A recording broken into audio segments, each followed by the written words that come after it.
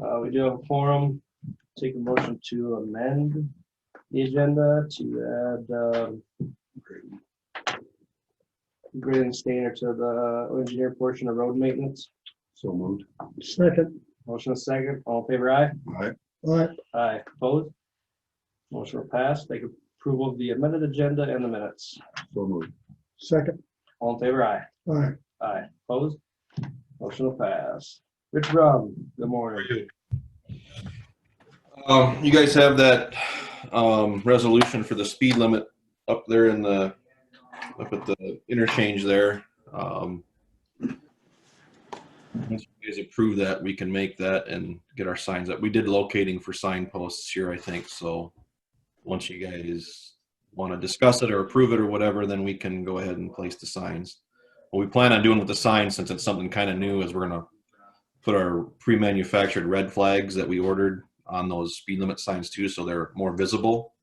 So we'll see how that goes. We'll do that for a while, get everybody used to it, basically.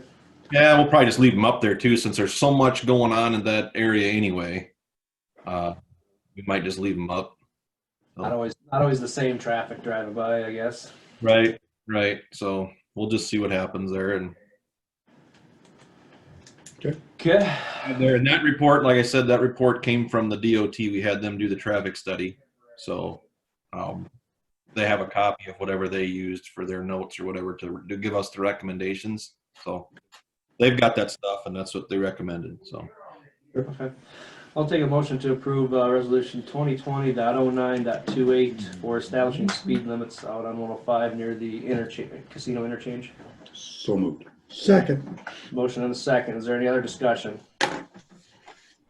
Take a roll call vote. Abrams, Aye. Smithy, Aye. Stone, aye. That motion will pass. also, we talked about this build grant information that we were, for trying to get a project in here by the 30th.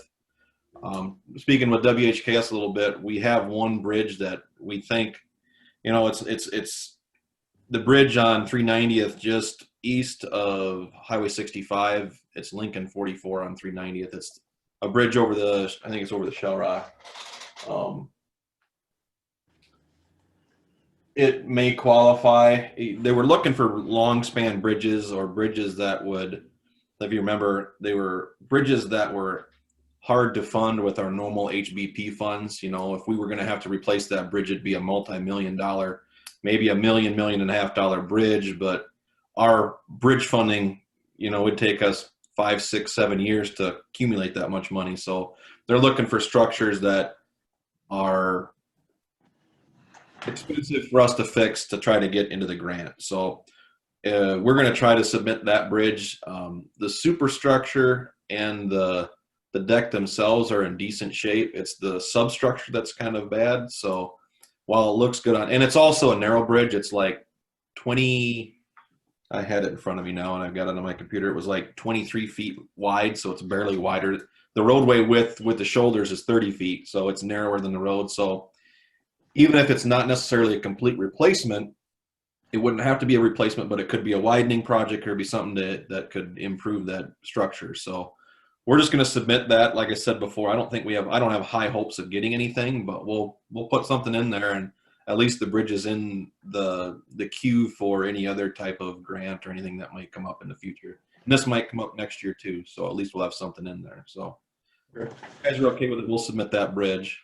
Yeah, good try. Sounds like a good idea. This way, if any other bridges smaller that we can afford come up, then we maybe open up some money for that, So that's all I've got for you. The guys are out doing our normal maintenance, and I know it's dry out there, but you got any questions for me? Would you have something on that you're moving to my agenda or not? Or my? I can talk with Braylon a little bit about the road condition up there and that corner of the county. So, Good.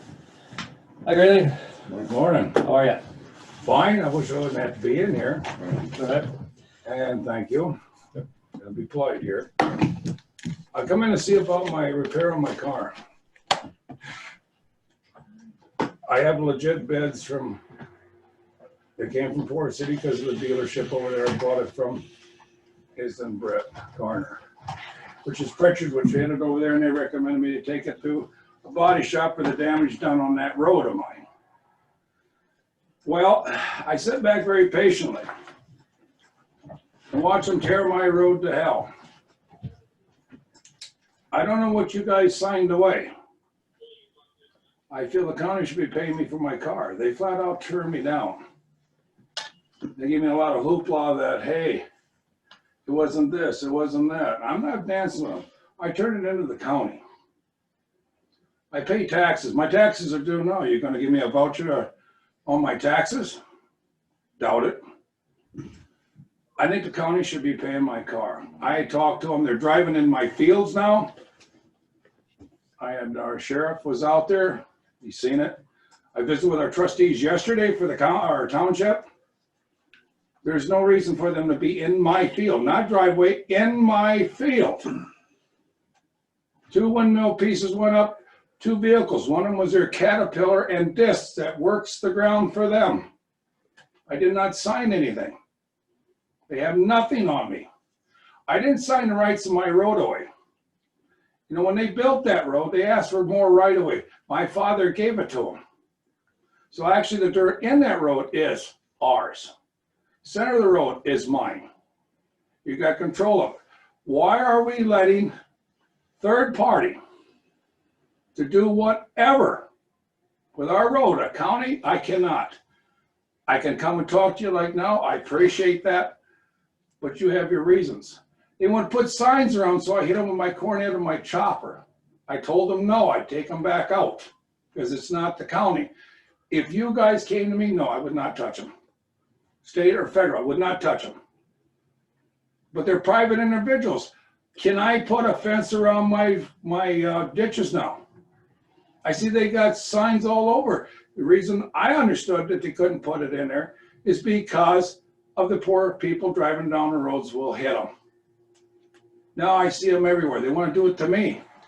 I told them no, because they're private individuals. Now, I'm asking you, who's going to fix my car? I feel I'm going to get stiff, but it isn't right. There's documented, Mark saw the roads, county engineer seen how bad the roads are, and then they tore it up again, is when the car got destroyed. 2 road graders. I don't know how many feet that was from my place. Feet. Sat over there as they destroyed my road. I feel that outfit is because I'm a peasant. Excel Energy's big. I talked to Sean the other day about their stuff coming in my field. Remember, field, not driveway, field. I seen somebody went out into my bean field now because them windmills chasing them in there. Where they could wait, they come down, Kenny, what's the name of the road where Alan Stevens lives? Spruce. Spruce, which I showed our good sheriff. And he was out there investigating, by the way. He did a super job, gotta be known. He looked down through the road where I showed him. You see traffic coming, they should have been able to wait. No, I think it's a God complex. Get out of the way, I'm God. I feel sorry for the poor individual that went into my field, chased into my field. I feel for them people. I want nothing done for them poor people. But when it comes to Wanzik and all that bunch over there at XL Energy, they have no right in my field. I told them up front, I catch them out there, I'm going to impound it. They're welcome to come see me in my yard anytime, and it feels to anybody. They're welcome. But now this needs to stop. And that's where I need the help of the county. I told our poor sheriff, and he's aware of it. Good. But what about my car? It was a legit bid. I hear from them a little bit, hoops and I said to go talk to you because I will not talk to them. I will not deal with them. There's no reason for me to deal with them. I don't know how much rights did you give away to my road, but it wasn't right. AJ, you weren't there. I let you sit to the side. Mark and Kenny, a bunch of us were there, up here, over here in the other building, complaining about it. You were there as a candidate that's just got elected, but you weren't in. This is why. I'm gonna come up with the short end of the stick, and I know it. I hear you guys gonna tip the money, borrow into the future on them. Why not fix my car? My road hauled them out there. My road went through hell. I was deterred on my farming because of them. I let my hay sit out in the field till Sunday to go get unless I needed 2 bales to feed my cows. Feed my cows, it pays the bills because of them. They stopped by and talked to me about the signs. I told them, be careful, I'm gonna start chopping, which I am. That's steady. It's like combining beans or anything else, or corn. To beware of me. I haven't chased anybody into the ditch.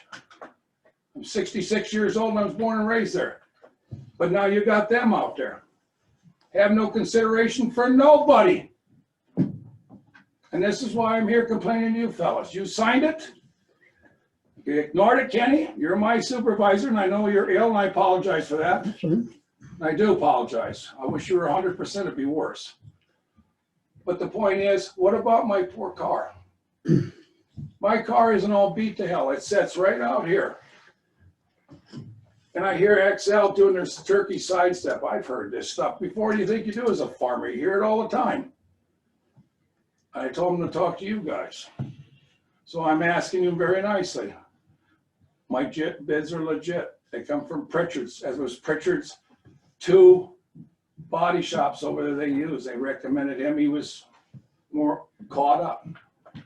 And I took it over to them because I figured it'd be more neutral than take it locally.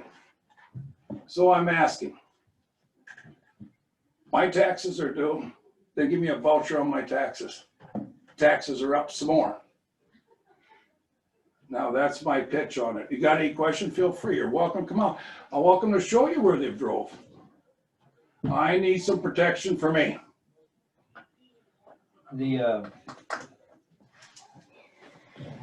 I understand what you're saying on the car thing. You know, if it was frost boils or something like that, something that's completely beyond our control, that's a whole different ballgame. You know, I do agree that XL or whoever, I mean, I know they've been trying to do a good job taking care of the roads, keeping them as nice as they can, but it always hasn't worked that way. They probably need a little more responsibility on their end, but I don't know how or why or what to do to push that harder, you know. So yeah, it was inflicted by them, the road damage was, versus an act of God or nature, you know. So I do think that they need to be a little more responsible for it, but I don't know how to fight that battle. You know what I mean? I don't. Is there something we could turn over to the county attorney? That'd probably be the best place to start. Start there. Have him go like small claims court.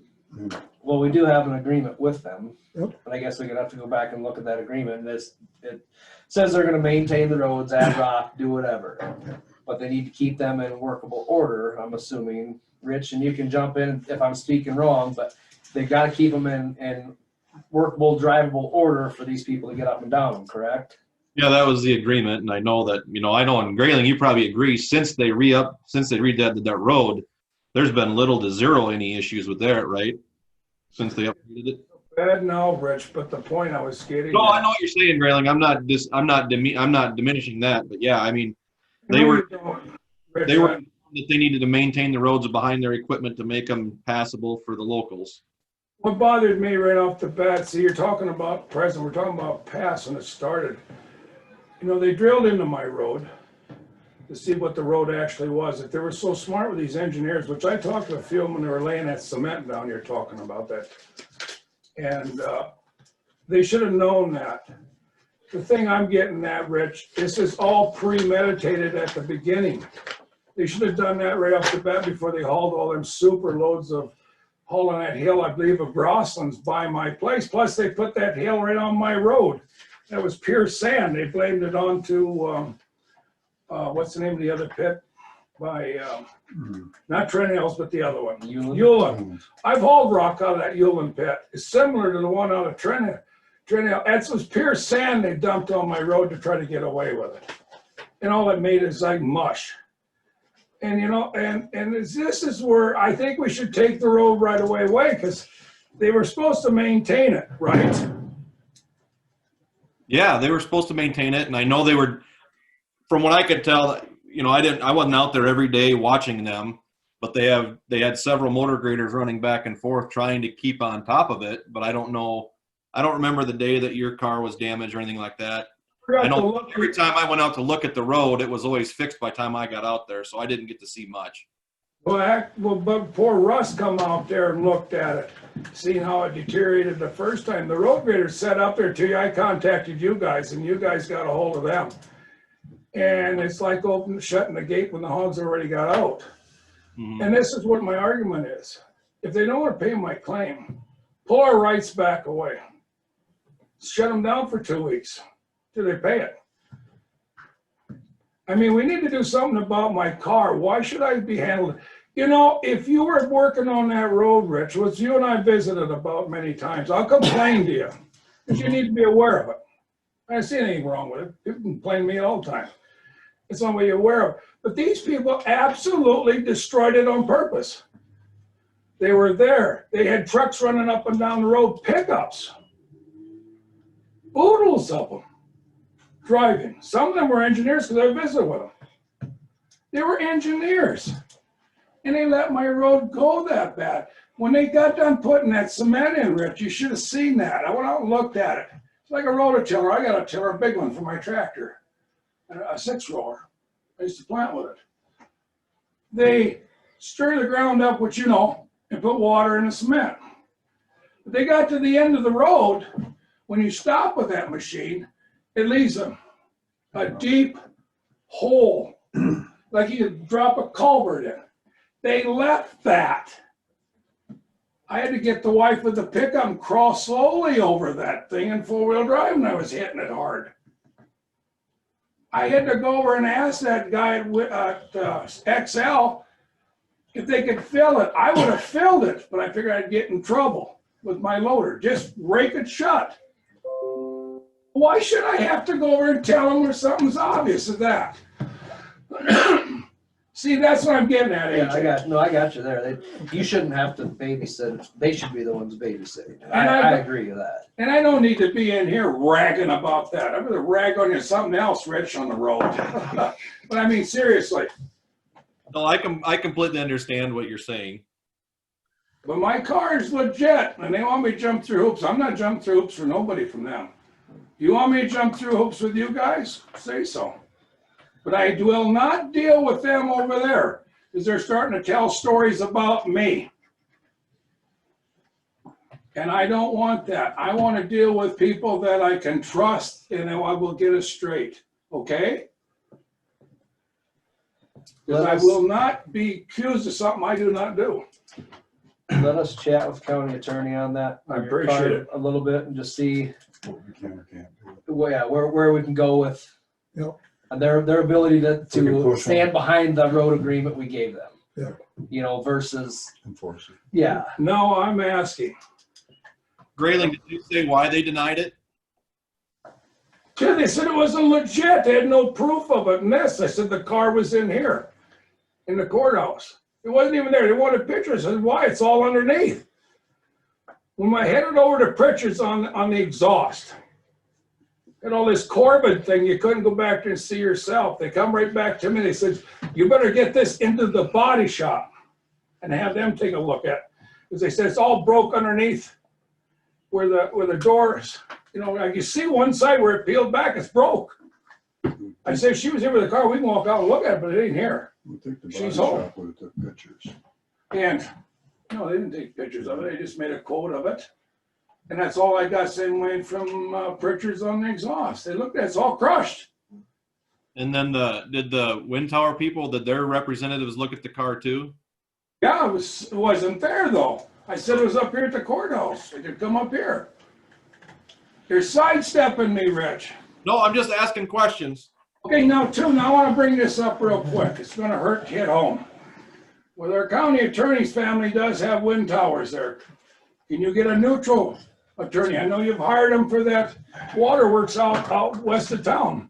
We could- It's conflict of interest. I'm throwing it out to you. Yeah, That's possible. we could have Kelsey look at it probably.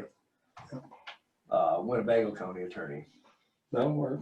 because she would be a neutral party. She no longer works I mean, for us. Jeff would have to step down and refer it Recuse to. himself. Refer, yeah, he'd have to refer it to her. Yep. Yeah, and have her look at it, because then she would be a neutral party. Yep. Because she no longer works for this county, so she's no longer involved with that office either. Okay, no, that'd be fine. Okay. No, I'm sorry to be in there on it. Oh, that's I fine. tried to get along. Yep. I didn't want this.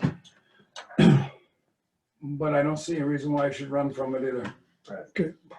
I mean, please look into this stuff, because I can't have people running in there, and I was informed, and if a person wants to say, he can say, told me, if they go out there and get hurt, it'd be just like my poor car.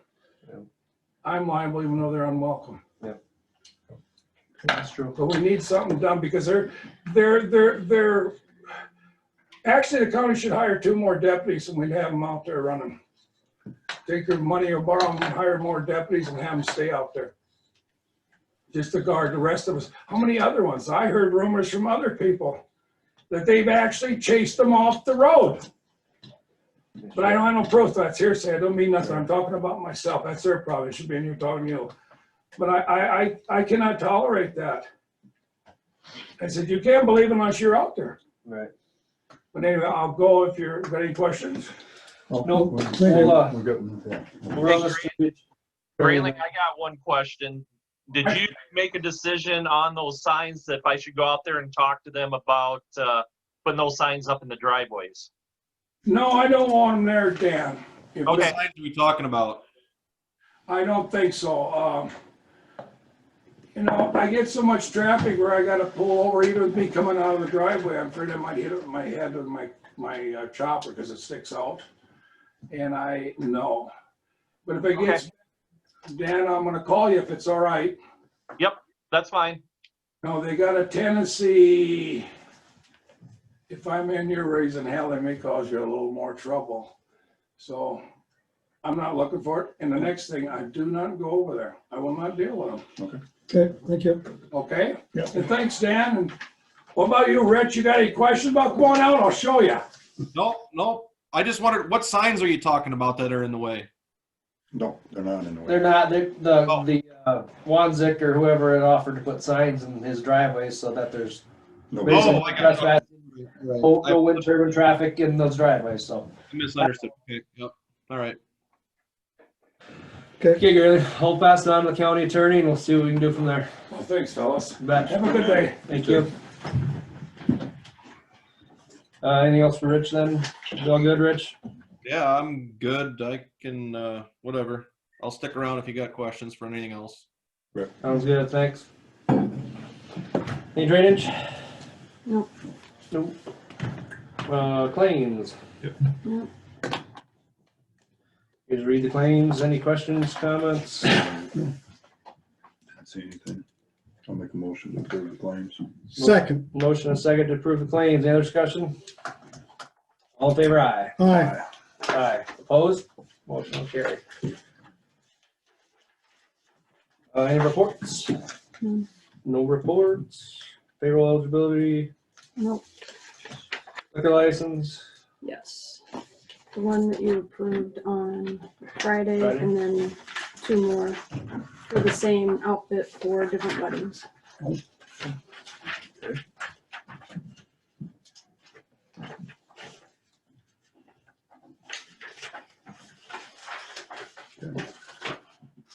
We'll make a motion to approve the liquor license.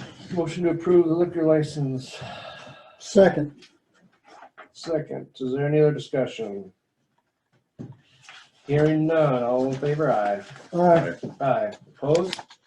Motion will carry.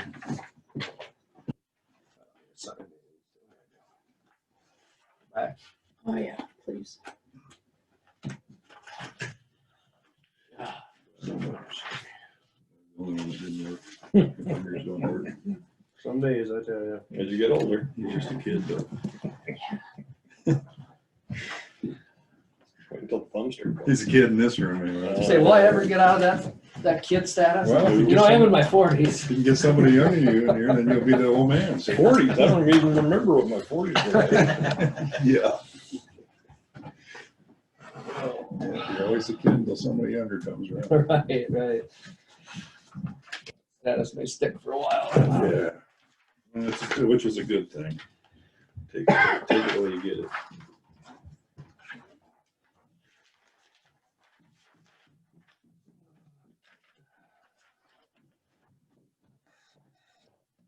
Okay, manure management plan?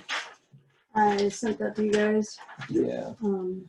I can't remember what the name was. Forget- It was some letters. some- Acknowledgement, or Yeah, it's the same, just crop rotation and I think so. Yeah, everything, I didn't see anything different. nothing so, changed on it. no, I'll make a motion to approve them or Except, Acknowledge. acknowledge the manure management plan. Second, there's a motion and a second to acknowledge the manure management plan. Any other discussion? All in favor, aye? Aye. aye, Aye. Opposed? Motion will pass. Limerick Betco, talked to Melissa this morning, she was gonna be able to jump on. We got, project in Manly. Will probably be starting or be brought to the public here shortly. It's not the big one, but it's a, yeah.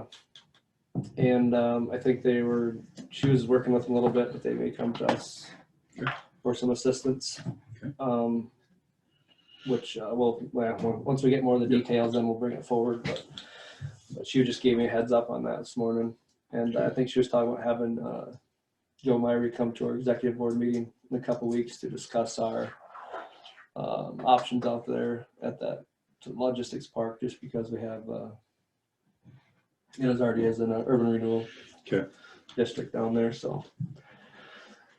So we can look forward to that maybe at our exec board meeting. Jason wasn't gonna be able to make it either. He also called this morning, and said that seeding was done. Was wrapped up last week. Electric was buried. Yep. So they're done. They've actually done their seeding too, I think. Oh, they did when they Well, came they've back. done some dirt work out. I mean, I've seen them, Okay. so I'm thinking they may have seeded too. but- And Was the hydro seeded or? Oh, is it whatever. covered? I saw guess I that, didn't look yeah. this morning. yeah, I think they're doing a I lot saw of it. that yesterday. Okay. And then there was a few issues with Diamond Joe's lot that the Cedars took care of, fixed Got that whatever. taken care of. Yep. Good. So they pick up the rocks and stuff. I'm assuming so. Yeah. I didn't say anything about that. But he's gonna send out the final plat today Okay. for us and Boyd to And Jeff had review. already looked at some I of that think too, so, yeah, and There's I an s- email. Yeah, I saw some emails, so hopefully Everything looked good. everything will be okay and we can, Some covenants or something. they had to get, Yeah. Something like that. I don't yeah, the covenant's gotta stay in there, so. know. But, yeah, hopefully we can get that figured out and have that taken care of in the next week or two, so. Good. Chris, how are you? Oh, I was doing really good. Got a phone call Sunday morning and Oh, had a water hammer issue again apparently and blew that pipe apart again. You're kidding me. Yeah. It didn't cause any damage inside, it just blew that pipe apart, so. What the hell is stopping that water like that? Well, I think we just try and maybe get B&K involved in this and see what we can, I don't know, something needs to change. We can't keep doing this. Right. Get errors. It's only been 7 months since we fixed all that. Well, at least we didn't get the water Damage again. damage again, yeah. Yeah. In there. Cause Russ has been working with you on that. Yep. So if Megan Yeah, can I get that. talked to him I called him that Monday, we played phone tag, and I talked next Tuesday, and then he sent some paperwork for me to sign. For Okay. the construction permit, so we did that, so he said he would be around. 'Cause he knew I was on vacation last week, he thought he'd be around this week or next week. Sure. Got it. All right. So I'll work on that, getting that fixed, and probably talk to Jason and see what, Yeah. Culligan's not helping us, you know, they tell us it's our problem, and Okay. he says it's our water pressure's not high enough, that's why it's causing the problem, and, It's not high enough. yeah.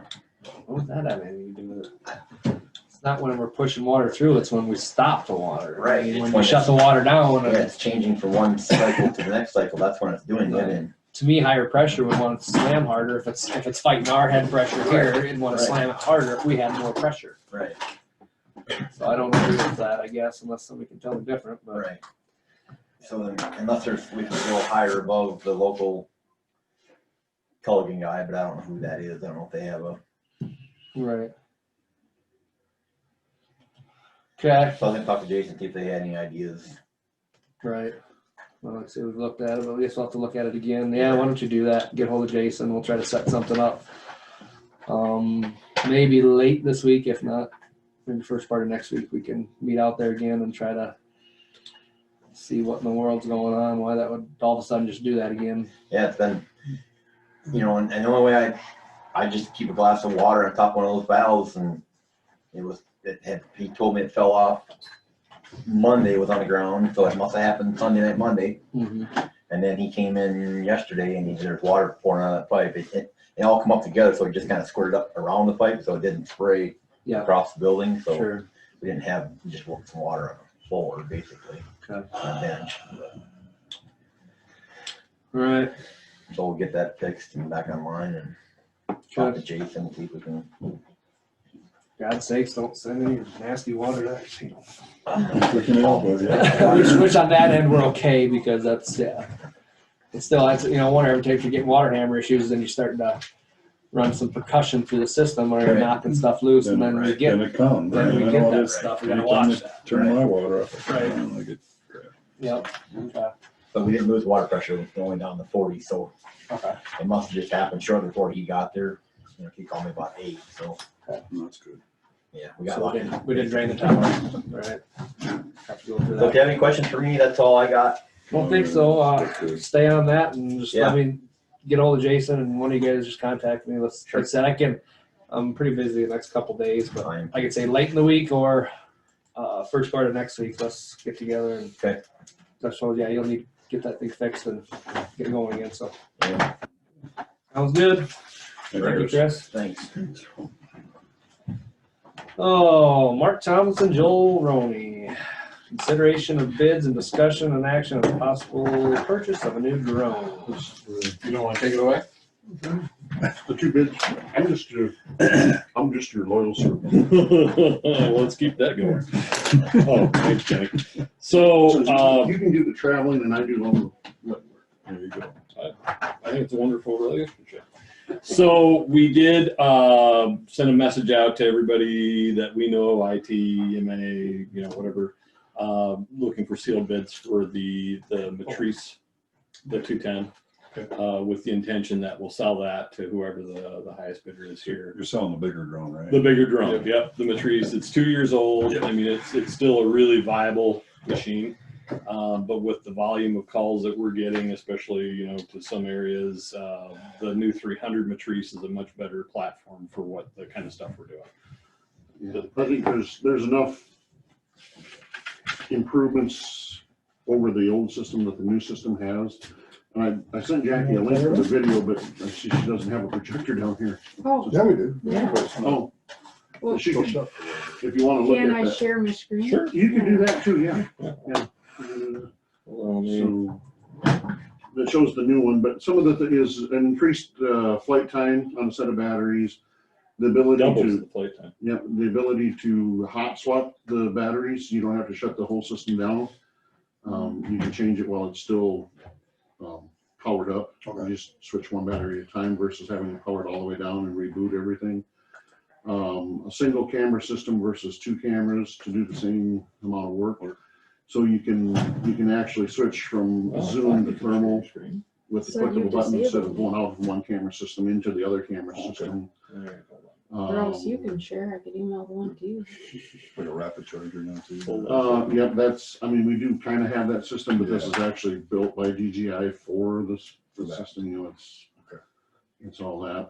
And then obviously it's got a 360-degree obstacle avoidance system, a lot better system like that. So that, and then the ability to have multiple pilots. You can have one pilot flying the aircraft and you can have another pilot running the camera system. Okay. Or you could you could bounce it from one pilot to, so you had one here in Northwood and one down, say at. Looking at what I'm looking at. Right. So then you could fly down Did you share to screen button down Keenan's the bottom? And they could in do that it. area, and then they could take over from the, and then fly it the rest of the way. You know, you could leapfrog it, I guess. Yep. So you could do I that. gotta share it, yeah. There you There go. you go. Man, So, that's a lot of I mean, this is, it's DJI's, commercial for, on the new Okay. system, tells what it's about, so. Okay. Like I said, battery flight time is about double Yeah. what the one is now. Stability, where they place the copter, the rotors, I think it's a much more stable platform than. So then do you have to open up my mute too? Or can you just look at the pretty pictures? We'll just look at the pretty pictures. Right, that's it.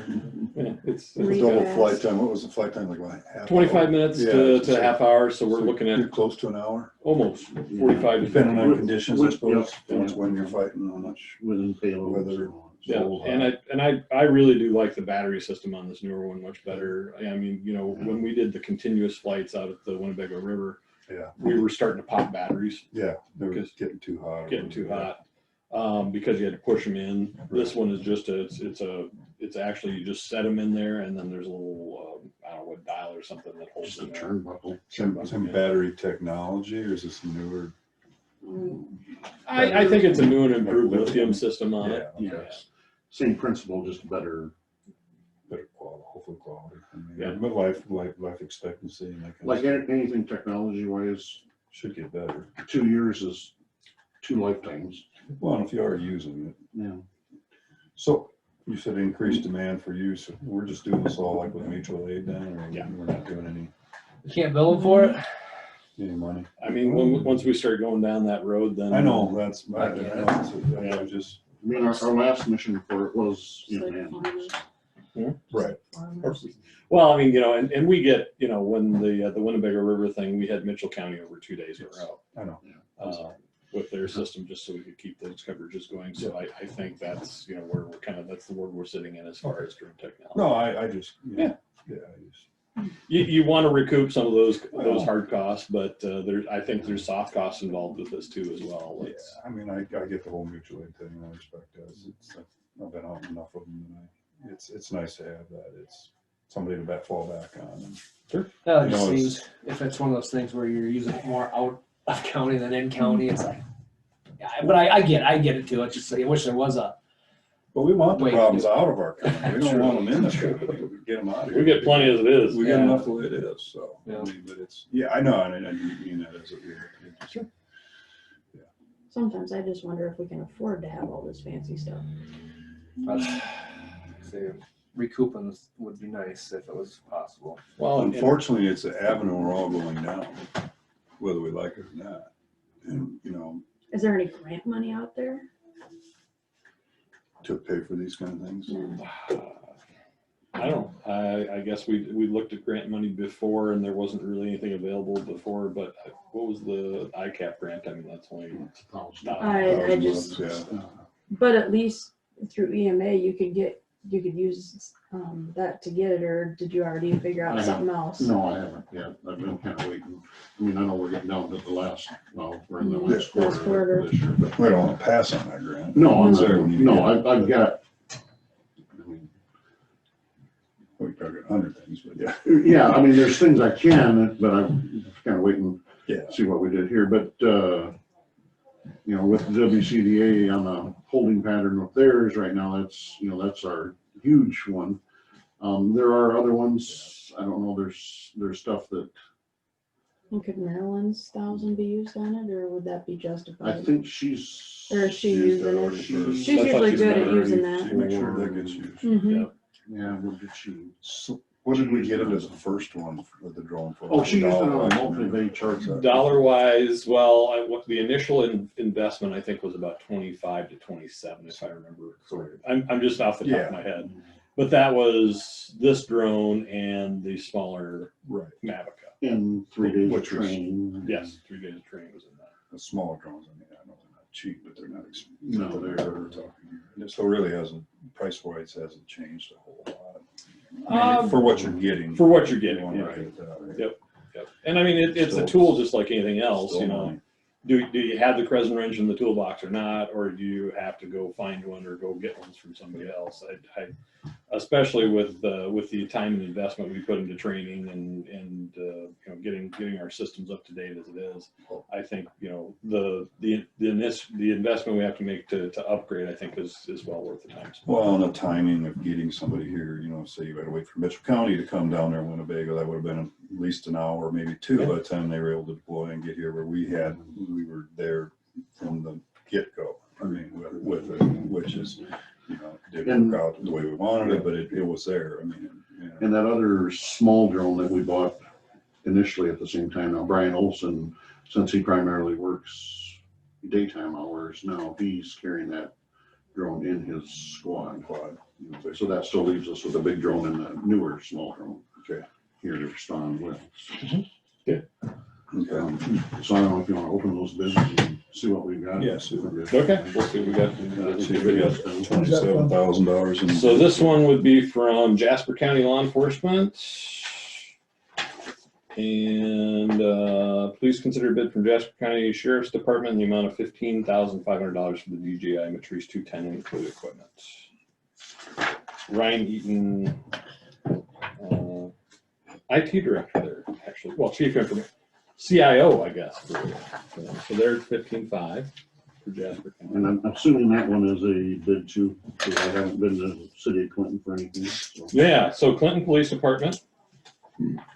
I'm not sure how they heard, but that's good. So Clinton Police Department, I, Chief Kevin Gyron of the Clinton County Police Department, would like to submit a bid for the following equipment. Their bid is $17,002 for the listed above items. So it's for the Matrice 210 with all the equipment. Okay. All right. Is these within your acceptable or expected range? We had a minimum of 15,000. Okay. And then we did reserve the right to Project all that. reject any or all. It seemed fair, so it's more than what we were looking to get, right? I think based on these two bids, I think the Clinton bid, you know. Yeah. Mr. Chair, I recommend we accept the Clinton bid for $17,002. I will second that. I heard the motion and second to accept the bid from Clinton Police Department for the old drone system. Any other discussion? All in favor, aye? Hi. Aye. Opposed? All right, motion carried. Great. Appreciate it, folks. Now, do you want We to have to prove the talk about the new new one. one? Then? Well, I mean, that is coming out of my budget, so I mean, we don't really have to approve anything on that. Okay. Yeah, the funds are already there, So so. we Just we'll make accept a bid and help you out a little bit. I mean, Oh, absolutely, yeah. Yeah. Yeah. So, I think, I knew this was in the budget, but. So, Like trading in a car, I guess. Get rid of one and get another one, right? I got it up to 10,000 instead of 26. exactly, well, I think this would be, And then you want to contact Mike and or I can let him know because it's good until the 30th. do you want to go ahead and do that, I or? can let him know. Okay.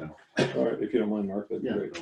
I'll do the legwork for him. Thank you. And you do the whatever. I'll sign, Whatever it is you do. I'll sign the invoice. There you go.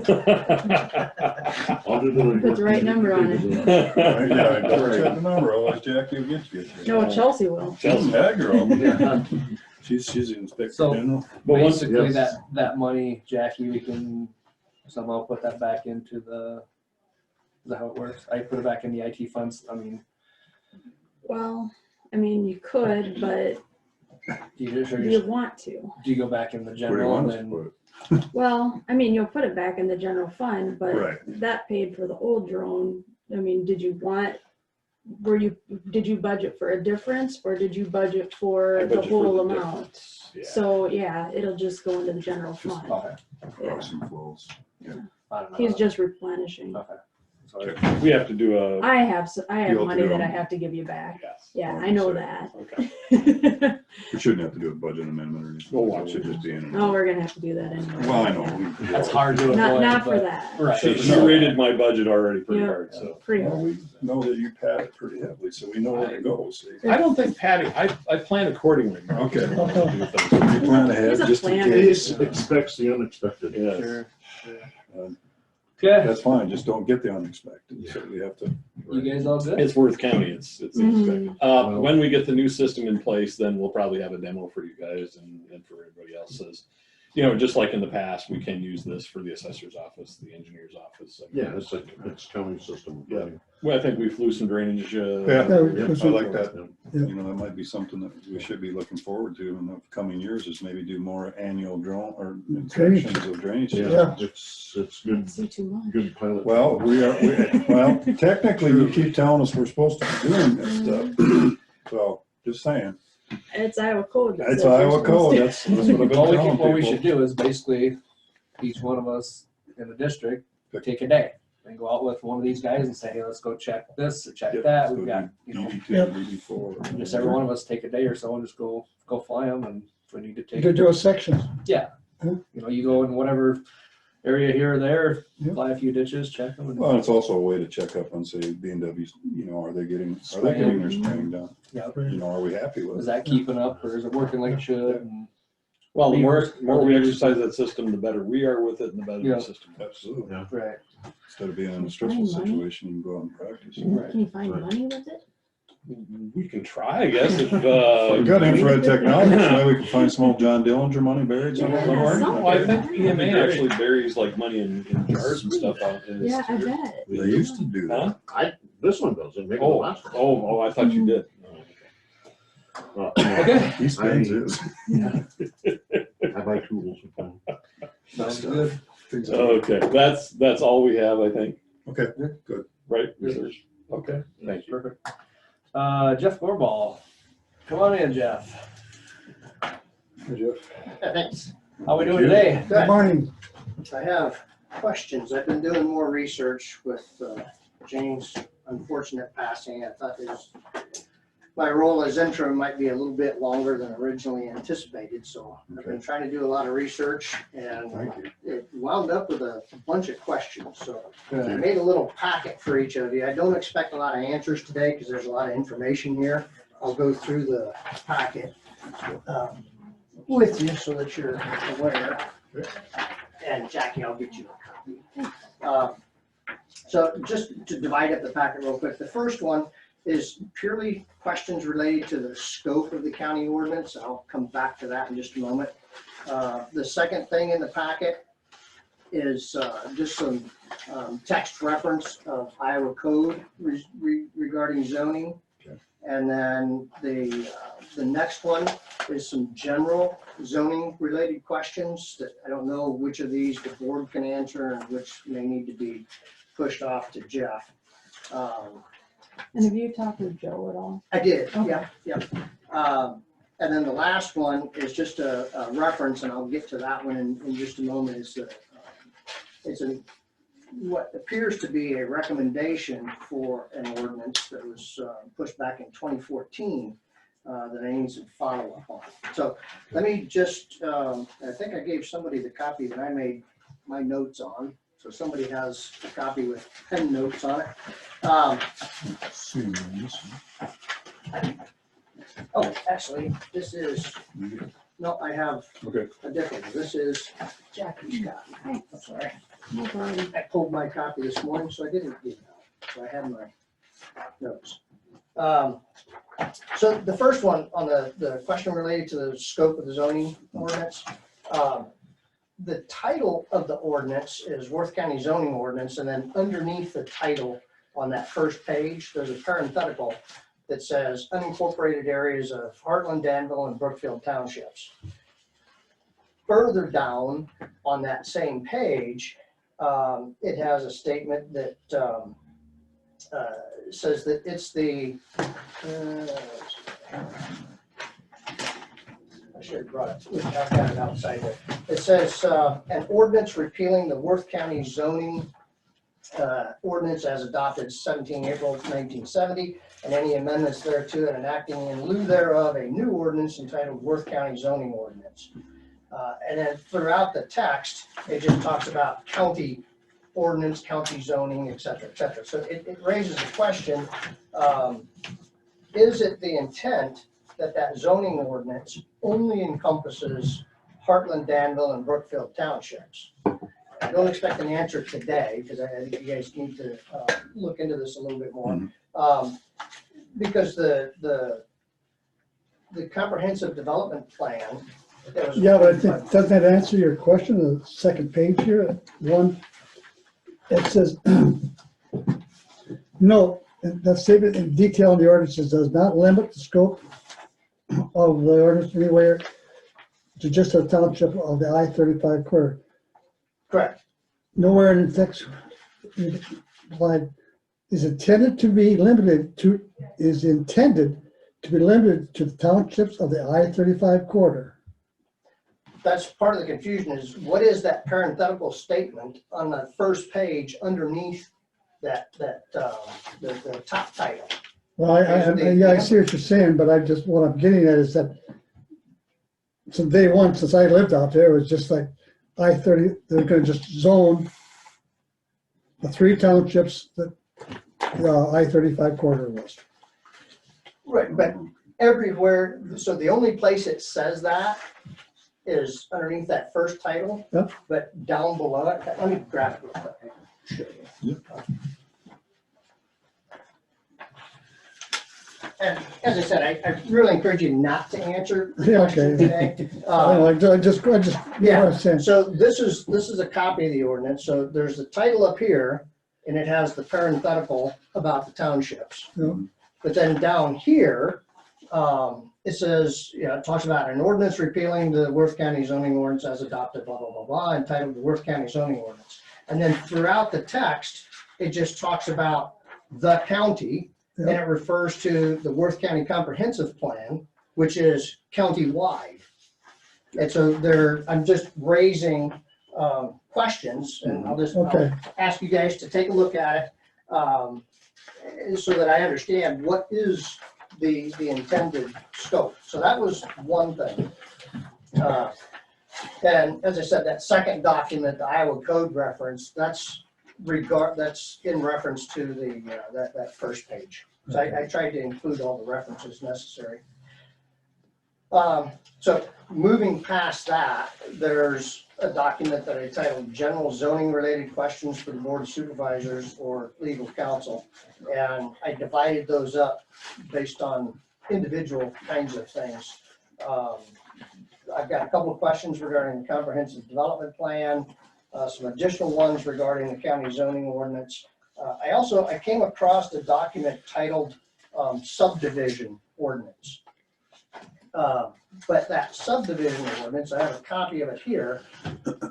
There's no, with this copy that I found in the files, there's no ordinance number, nor is there a signature page or anything. Do we have a subdivision ordinance? Was this ever approved or was this a draft at some point? It'd be in the book if it was passed. Should be. Should be, yeah. I'd have to look in the book. Yeah. I don't think I it's know- happened since we've been here. So I know. Well, it says that might have been- February 2014. No, that No, was, this is a subdivision Oh, okay. ordinance. I don't know if that's, I talked to Sonny Brunsville one time and he mentioned stuff about this and he said it was kind of basically left with the supervisors who hadn't acted on it. You know, I don't know if that's what he was talking about or something else. Yeah, but- it talks about, it says the purpose of this ordinance is to provide the minimum standards for the design, development, and improvement of all new subdivisions or re-subdivisions of the land so that existing land uses will be protected and so the growth occurs in an orderly manner consistent with the comprehensive plan and to promote the public health, safety, and general welfare of the citizens of Worth County. So it sounds like it's something that at one point was intended to go one step farther than the comprehensive plan because it does include a lot of language in here about how plats are supposed to conform with the comprehensive plan, and it borrows the language from some of the state codes. But I didn't know if it was an in-force ordinance yet or not. So I'll do some more research with Jackie on that, to find out if it is in force, and then I'll report back. So depending on whether or not it is in force, I may have some additional questions regarding it. And then I was wondering, where do I obtain a complete list of the ordinances, their ordinance number, and the text for all the in-force ordinances in the county. I looked online, and there's a link for Worth County ordinances, but I It's don't think not. that's complete. No, I have a book that you can look at, that's about where we're at, yeah. Copy of some of them. Okay. Yeah, you're welcome to make copies or whatever you wanna make copies of. Okay. Yeah. All right. It's related to making those copies. I did find, as I said, a Worth County Planning and Zoning Commission. It looks like meeting notes from 2014 that talked about, skip down to the bottom here, motion by Lupke, second by Severson to recommend acceptance of the proposed addition of section, et cetera, use regulations for C2 Highway Commercial District to the existing zoning, Worth County zoning ordinance. And then it looks like it was forwarded to the board for recommending approval. I know looking at GIS, we do have areas up in the casino area that's zoned C2, but I can't find any text in the zoning ordinance that refers to C2, nor a document that indicates an ordinance approved by the board of directors to add that C2 designation in the zoning ordinance. So Jim Rice and I had sat down, and he was the one that told me to put those layers in, that C2 layer in. So and that's, you know, that's as much So information as I. there likely was, and I don't know if any of the, Ken, if you recall, if there was ever an approved ordinance by the board of directors. No, we just basically, we approved that whole area by like C2, you know, for, That was my understanding. yeah. Okay, so would it be appropriate for me to create a draft ordinance? Because right now the zoning ordinance document does not include any reference to C2. So would it be appropriate for me to do some research? There's no text associated with this. It's just a classification designation. I can work with NICOG and see if I can get some text related to C2. Yeah. And then propose that as an amendment or as a change to the current zoning ordinance. Well, we might already have it, you probably already approved it. It's Mhm. just, I gotta find the We document. just have to find the text. Yeah. Okay, all right, Back in the minutes from 2014 and see if it's there. It should be there. sure. Okay, And those minutes are online too, on the website. okay, all right. Lastly, the very last one on my general questions one on the back page is related to my role as interim zoning administrator and member. I'm also a member of the Board of Adjustment, I think, which is why I was asked to step in as interim zoning administrator when Jane was first injured. The zoning ordinance subsection D in section 13, well, now 14, states that one of the duties of the Board of Adjustment is to hear and decide where it is alleged there is an error in any order, requirement, decision, or determination made by the zoning administrator in the enforcement of this ordinance. On its face, that would seem to pose a conflict of me being on the Board of Adjustment and acting as zoning administrator. At a minimum, it would seem that if something like that were to come up, I would have to recuse myself on the board, which would leave 4 members of the Board of Adjustment, potentially resulting in a tie. But you So- still have a quorum if it was agreed on. Yeah, you'd have a quorum, but if you had a tie at Yeah, the vote, then yeah. then you had a stalemate. Right. So you. Now, I don't know how often something like that Yeah. comes up, but Sure. it's a potential. Well, it probably depends on how long, if you're gonna, Yeah, I said I'd help out as an interim. I think I'm We not we looking were as a just gonna maybe propose it, you know. you guys are gonna need a plan on who's gonna be. Well, yeah, right. And with it just those being zoned out there, and I don't know, Soon, yeah. it's maybe coming into the slow season as far as construction, that kind of stuff, but Well, there is, and again, I really encourage us not to make a decision today. Right. To take a look at this stuff on those zones. I would point out 2 things. One, Iowa code, and I provided references there, and the county's own comprehensive development plan talks about the need to help preserve agricultural land for the purpose of agriculture. If those 3 townships are the only ones that zoned, then that leaves available for anybody to change ag land to any other purpose in the county outside. So 3/4 of the county, people could do whatever they want. They don't have to get it rezoned because it's not zoned, which would be contrary to the intent of the Iowa Code and the county's own comprehensive development plan. I would also note, and I think Mark, you may be aware of this, maybe the others are as well. I got a call from Brad Saban late last week. They're asking questions. What do they need to do about taking the 3 ag parcels that are inside that north rail loop and change that from ag to develop it? I told them I'm researching that right now, That's so I haven't got back with them. Well, But there's a stipulation down there too, because Manly has zoning 2 miles outside the yes, city. yep, I understand that. So that would technically fall into Manly's agreement. The 2 mile radius The loop too? supersedes anything, yep. Right. Yeah, because 370th is the county line. Yeah, Their city yeah. limit line, and 390th would be the north end of the loop. So Right, it yeah, falls and I within know the they've got to go through the 2 mile thing. So the Manly basically, zoning. yeah, Manly planning and zoning should be the ones that change that. Yep. And then it would go, then this way when something gets built out there, it would be run basically through Manly's planning and zoning. But again, I Yeah. use that just as an example. Yeah, Of, yeah. you know, if the county zoning ordinance, if it is restricted to just those 3 townships, I really question how we can execute on the comprehensive plan that is a countywide when it essentially excludes 3/4 of the Right. county. Yeah, I understand that. So anyway, those were the things I wanted to bring to the attention. Perfect. It looks like the subdivision ordinance was read for the 3rd time on October 6th of 2008.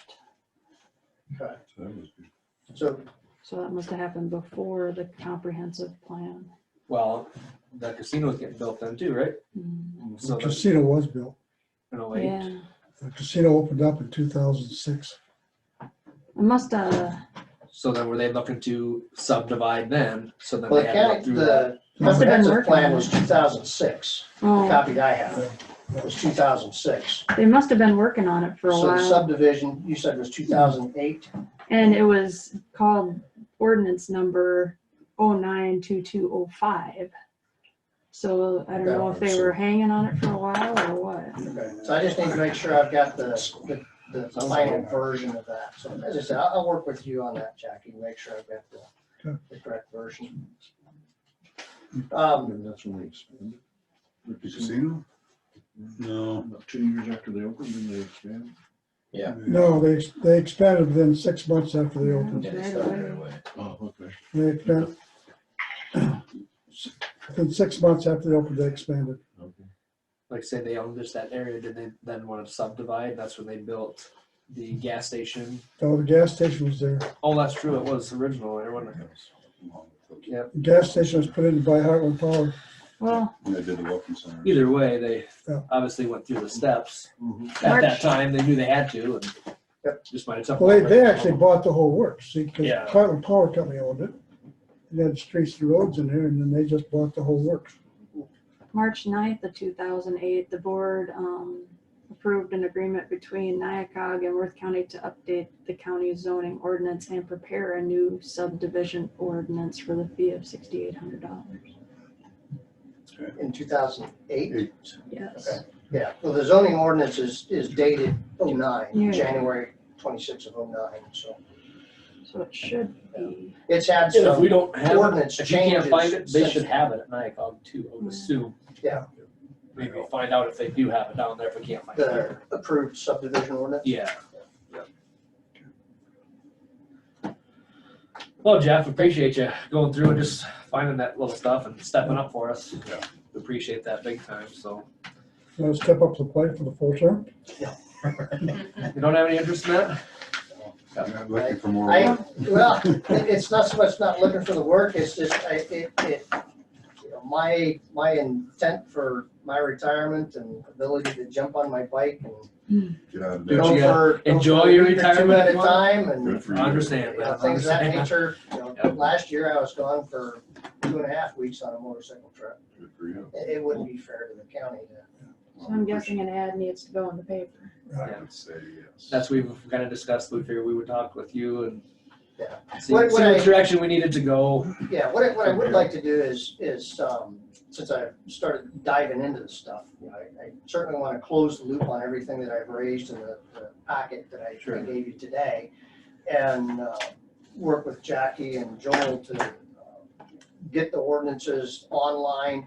I know the copy of the ordinance, the zoning ordinance that I had, was just the base version, and I've come across ordinances that made changes to that. And so I want to make sure that those changes are on the document, and that document that's updated is online, the subdivision document is online. I know there's a gentleman that is a surveyor right now that is carving out a parcel from a larger parcel, carving out a 2.3 acre parcel. So this subdivision, I don't think would apply to that because it says taking a parcel into 2 or more.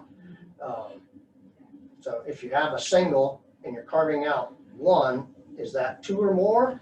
Or does he have to carve out 2 from the single? Right. I need to, I would say once you get to that 3 point, then you'd be. But Just carving out 1, that would be. Yeah. 2 or more, I mean, 3 or more would be the. right, so, yeah, so I just want to make sure we've got that stuff Yeah. out there for folks to follow. Sure. But with the election and me being short a person, I really don't have time Yeah, yeah, to take right. on This extra would be a stuff busy right time now. right now. Yeah. we, Okay. we can venture down that. We'll But I'm not obviously. going on a I wanna motorcycle trip help. this winter. either. No, we'll you know try to get this sorted out as we go, and then maybe get after the first year. Yep. Focus on it a little more. And Yep. Get the proper procedures done on it. So that makes total sense. Thank you, Brave. Okay, Any other questions? thank you. No, All right, thank you. thanks for stepping up for us, Jeff. We appreciate it. All right, so this won't be here until 10. Department heads. I just FYI, I did put an ad in the paper. Joan's going to officially be done full-time on January 4th, but she's graciously staying till March 31st part-time, which I'm very glad. So the ad's in the paper, it's closing on October 16th, and then we'll make a decision and try to have someone on board by January 4th. Just as an FYI. Sounds good. Sounds good. Any other department heads out there? So I don't know if you guys are aware, Tyler Technologies had an internal ransomware. That's a developing, we're getting more information as we go along. I know we got a bunch of information this weekend. So far, what I've done is hardened up what, taken away any access they've had to internal systems, changed any passwords they might have been using. I'll still probably be going through that this week. Just trying to make sure that we don't have anything out there that's tied to Tyler that could take us. Getting vulnerable. Yep. So, and hopefully we'll get more information about that as the week progresses, so. Or hopefully not. Yeah. Either I one. was gonna say, yeah, as long as we don't get caught. Yep. Yeah, that's scary. Yeah, They have access to a lot of stuff.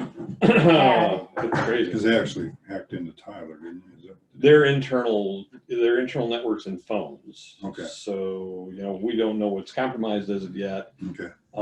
And they might try to trick us. The People who big hacked thing, in. the big thing right now is, Delete. Mm-hmm. they've got, who knows what information they have from Tyler. So we're on the lookout for phone calls that are spoofing. We're looking for emails that are spoofing, all that kind of stuff.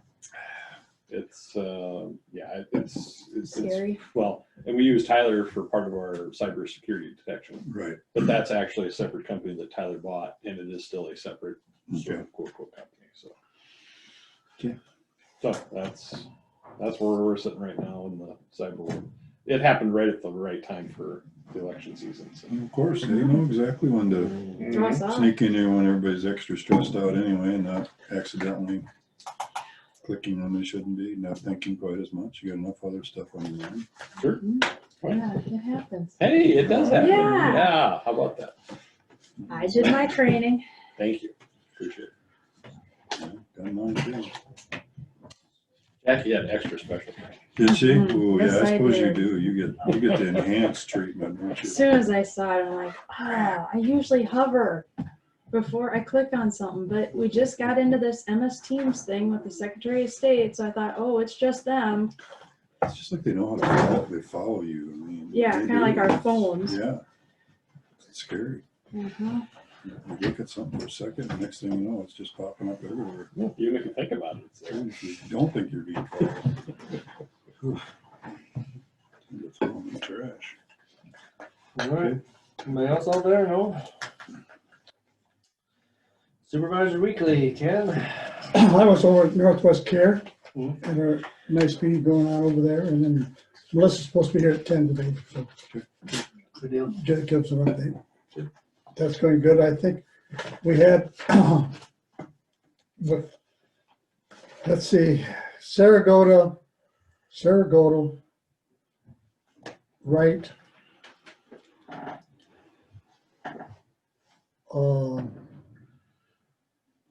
Webster are all gonna go with another group.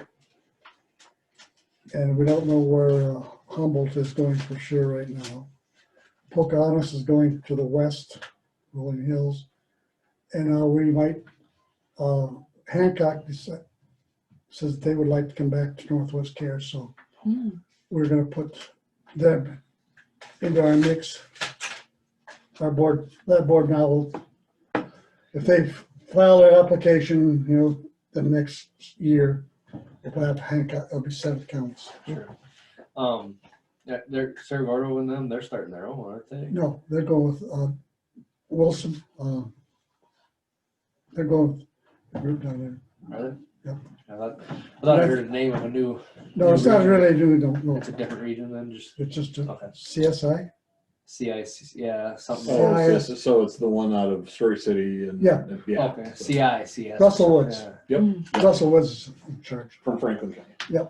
Okay, so they're going that way then. They're going that way. So we're not the only ones bailing. No. Well, haven't card upset. What's gonna happen once they, CSS is pretty much disbanding, isn't it? well, I think they were mandated. No, Just- Right. no, I mean, they still got 12 counties, They do. Right, but it's not the Okay. but original. it's all east. Which probably makes more sense. Yeah. Well, Yeah, let them all feed Waterloo. Mhm. no, that's true. So what's Emmett gonna do then? Done a good job. Emmett's going west, With, Rolling Hills, maybe? or what's the one up in the corner? Yeah, whatever. that- Yeah, there's another one in the And then- northwest. Yeah, and corner. that's what I heard too. Humboldt's is gonna go west too.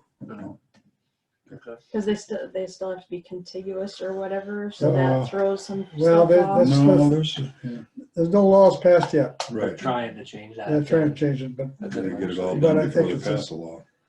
so anyway.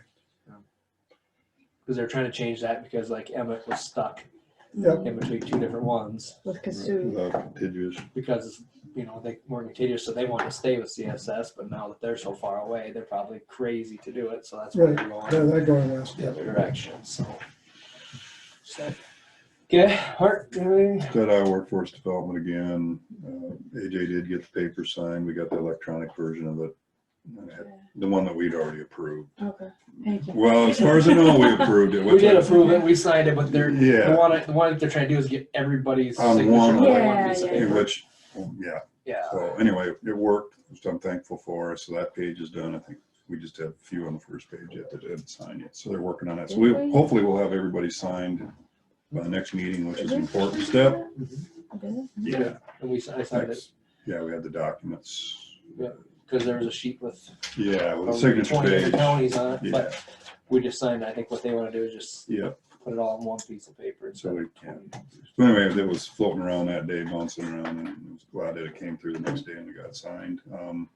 we just continue discussions on trying to get, members for the local workforce development board, which is there again, we got political and gender and race and they're really struggling, especially getting females right now that are business leaders are willing to step up and do it too. I mean, it's a big commitment for basically a volunteer thing. So, but we are getting close. They are getting closer on that, the ones that are working on that. So hopefully we can get that figured out in the time frame we need it, because there don't sound like there'll be any forgiveness, which is, it'll be what it'll be. We're going to put in the applications hopefully and they'll get approved and we can go from there. And we'll start working on some other stuff here too in the next couple of weeks, but everything's going well. So everybody gets, and we're all getting along. I mean, cause like I say, we're kind of stepping into the CSS region, 20 county region, and we're all getting along. There's been no. Well, that's good. At least everybody realizes the task at hand is different than a. Well, I think it helps to have a better leader than what we had before. That could. I mean, because the leader. Yeah, we don't. CSS, we don't actually have a leader. I mean, we're all leaders in this. Right, but I mean, where the other, so that was yes. You didn't. Dictator. You didn't. More of a dictator. You lost the trust of your leader, and that's a bad deal when that happens. Yeah, that happened. No, I think we're going to get along just fine. It's just the commitment for people to travel to that. If we do have to travel for meetings, it's a commitment for a business person to be able to walk away from their job for, like for me. I mean, it can be a 3, 4, 5, 6 hour deal. I mean, if you have a 2 hour meeting, you got an hour and a half drive each way. It's pretty much screws up your whole day. Yeah. But we did, during our initial agreements, we definitely put in the ability to do electronic meetings and stuff. So I really hope they'll pursue that hard. I think going forward and I think that's, well, it was, I don't know if it was the future or not, but I think it's something that needs to be, especially for these board type situations where we're going to larger regions or even, the CS, the mental health region. I think it's something that we hopefully will keep doing that. It's just, it's a huge commitment for people that are volunteers. Got to get up there whole day. I don't think anybody's going away from electronic meetings. No, I'm glad. We just have to make sure we incorporate it into our bylaws so that we're all covered with this stuff for voting and all that stuff. So, and so far, I think we've been doing that. So that was basically my week, I guess. Okay. I don't have anything last week, so. Well, I got one other thing here. I just got, I got confirmed for a nomination for a member of the Environmental, Energy, and Land Use Policy Steering Committee through NACO. For NACO. NACO again. And that legislative conference is going to be February 20th and 24th in Washington, D.C., which was out last year. Okay. It was the same one. Yep. So I stayed on the same committee. Cool. Good. So I just got that letter in the mail. It's an honor. Good for you. Nothing else, I guess we can just kind of hang out until Melissa shows up, hopefully in a few minutes. I'll just pause the recording. That's fine.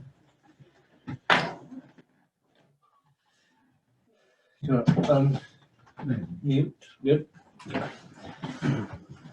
Hi. You guys ready for me? You I'm guys? so sorry you were Nope, waiting. we had No, we just been waiting Is it for. okay if I take my mask off? I don't know what Yes. people's comfort levels are. I don't want You're to be. okay. Well, obviously, it's Oh my pretty gosh. good. Yeah, I was just gonna say, if I'm the only one out here, That's as long as you're comfortable. I'm comfortable. Going both ways.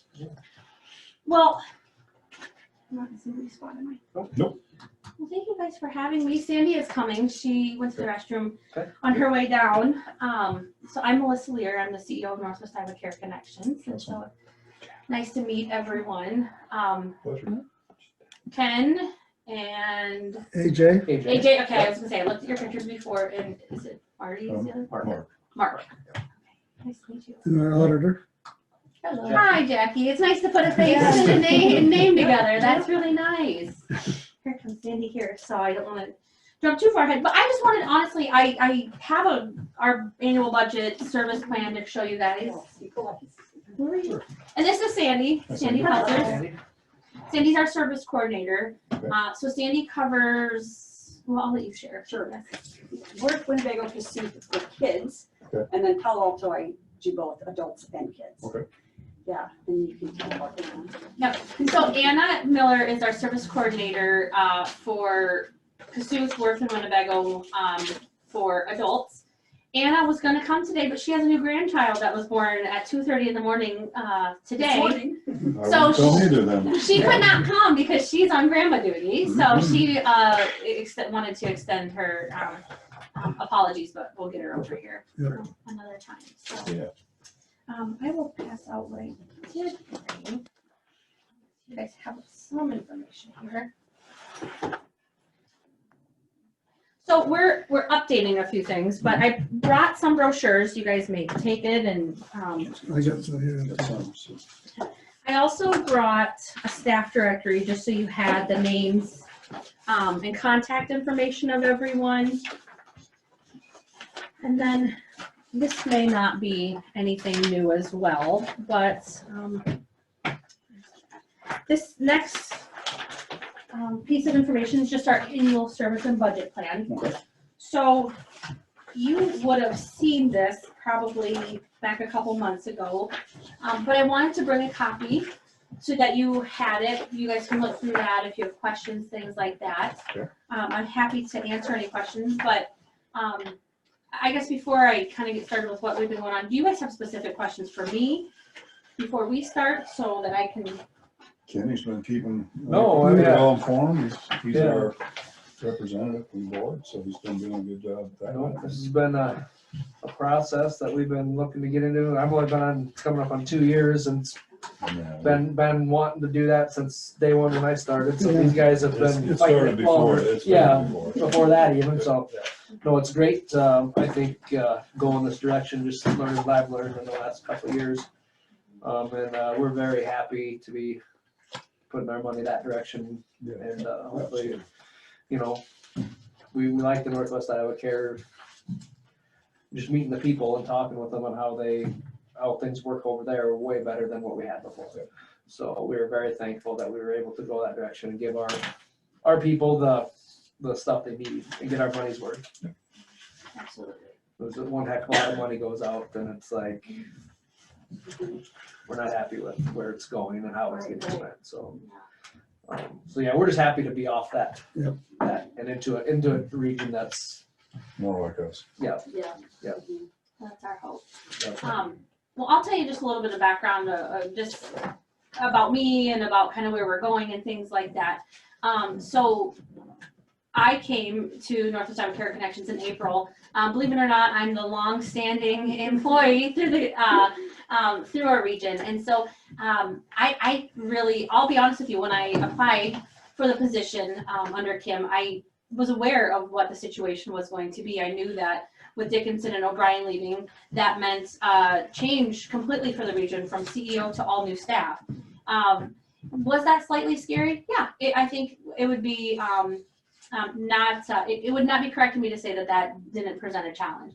However, it also presented an opportunity as well. And I think a great opportunity, especially for Cassuth, Worth, and Winnebago County, because we're all kind of in this together as far as being new and development and things like that. And so it didn't come with a lot of preconceived notion about what a region was and how a region does business. Previously, my background, so before I started here, I spent the last 6 years with the state of Iowa. I was a court-appointed special advocate and foster care review board coordinator. Worked in Cassuth and a lot with juvenile court and things like that. But then prior to that, I was at Season Center and I was a targeted case management supervisor. And so that was back in the day where counties had, when you had your CPC and you had your services set up that way. So got very familiar with that system in case management. That has served me very well in this role because a lot of that kind of goes together. So when I started under Kim, I again had a great relationship with Kim, really knew, I think we are very similar in a lot of our ways as far as kind of being that conservative, that kind of matched up with the way that the board was, things like that. So really excited to get on, really excited to have a couple months kind of with her to get the layout of the land, to know where the historical information was, but then to also kind of chart our course moving forward. So that being said, we dove in really, really quickly into identifying, hiring staff. We really just, I think we really just hit the jackpot. We had really good applicants that applied. We were able to pick out and offer those positions. And so again, that with Anna, who couldn't be here today, Sandy, and then our other service coordinator that serves more of the Clay and Osceola area, Marley. So Sandy and Marley come with backgrounds of clinicians as therapists for many years. Sandy with 35 years experience. Just about 1991. Not to age you. Yeah, or I anything, graduated, so. and Marley with a clinical background as well through Seasoned Center doing therapy. And Anna's background is very diverse. She's been a nursing or an RCF administrator. She's done direct care.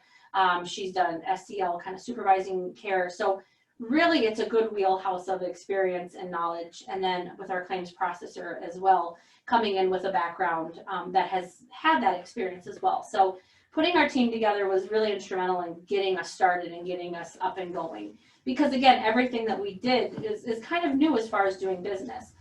So we worked on that transition over from county social services. I'd say it was really slick for the most part. I'd say the biggest difference is that some of those services that county social services had is not something that Northwest Iowa Care Connections has had.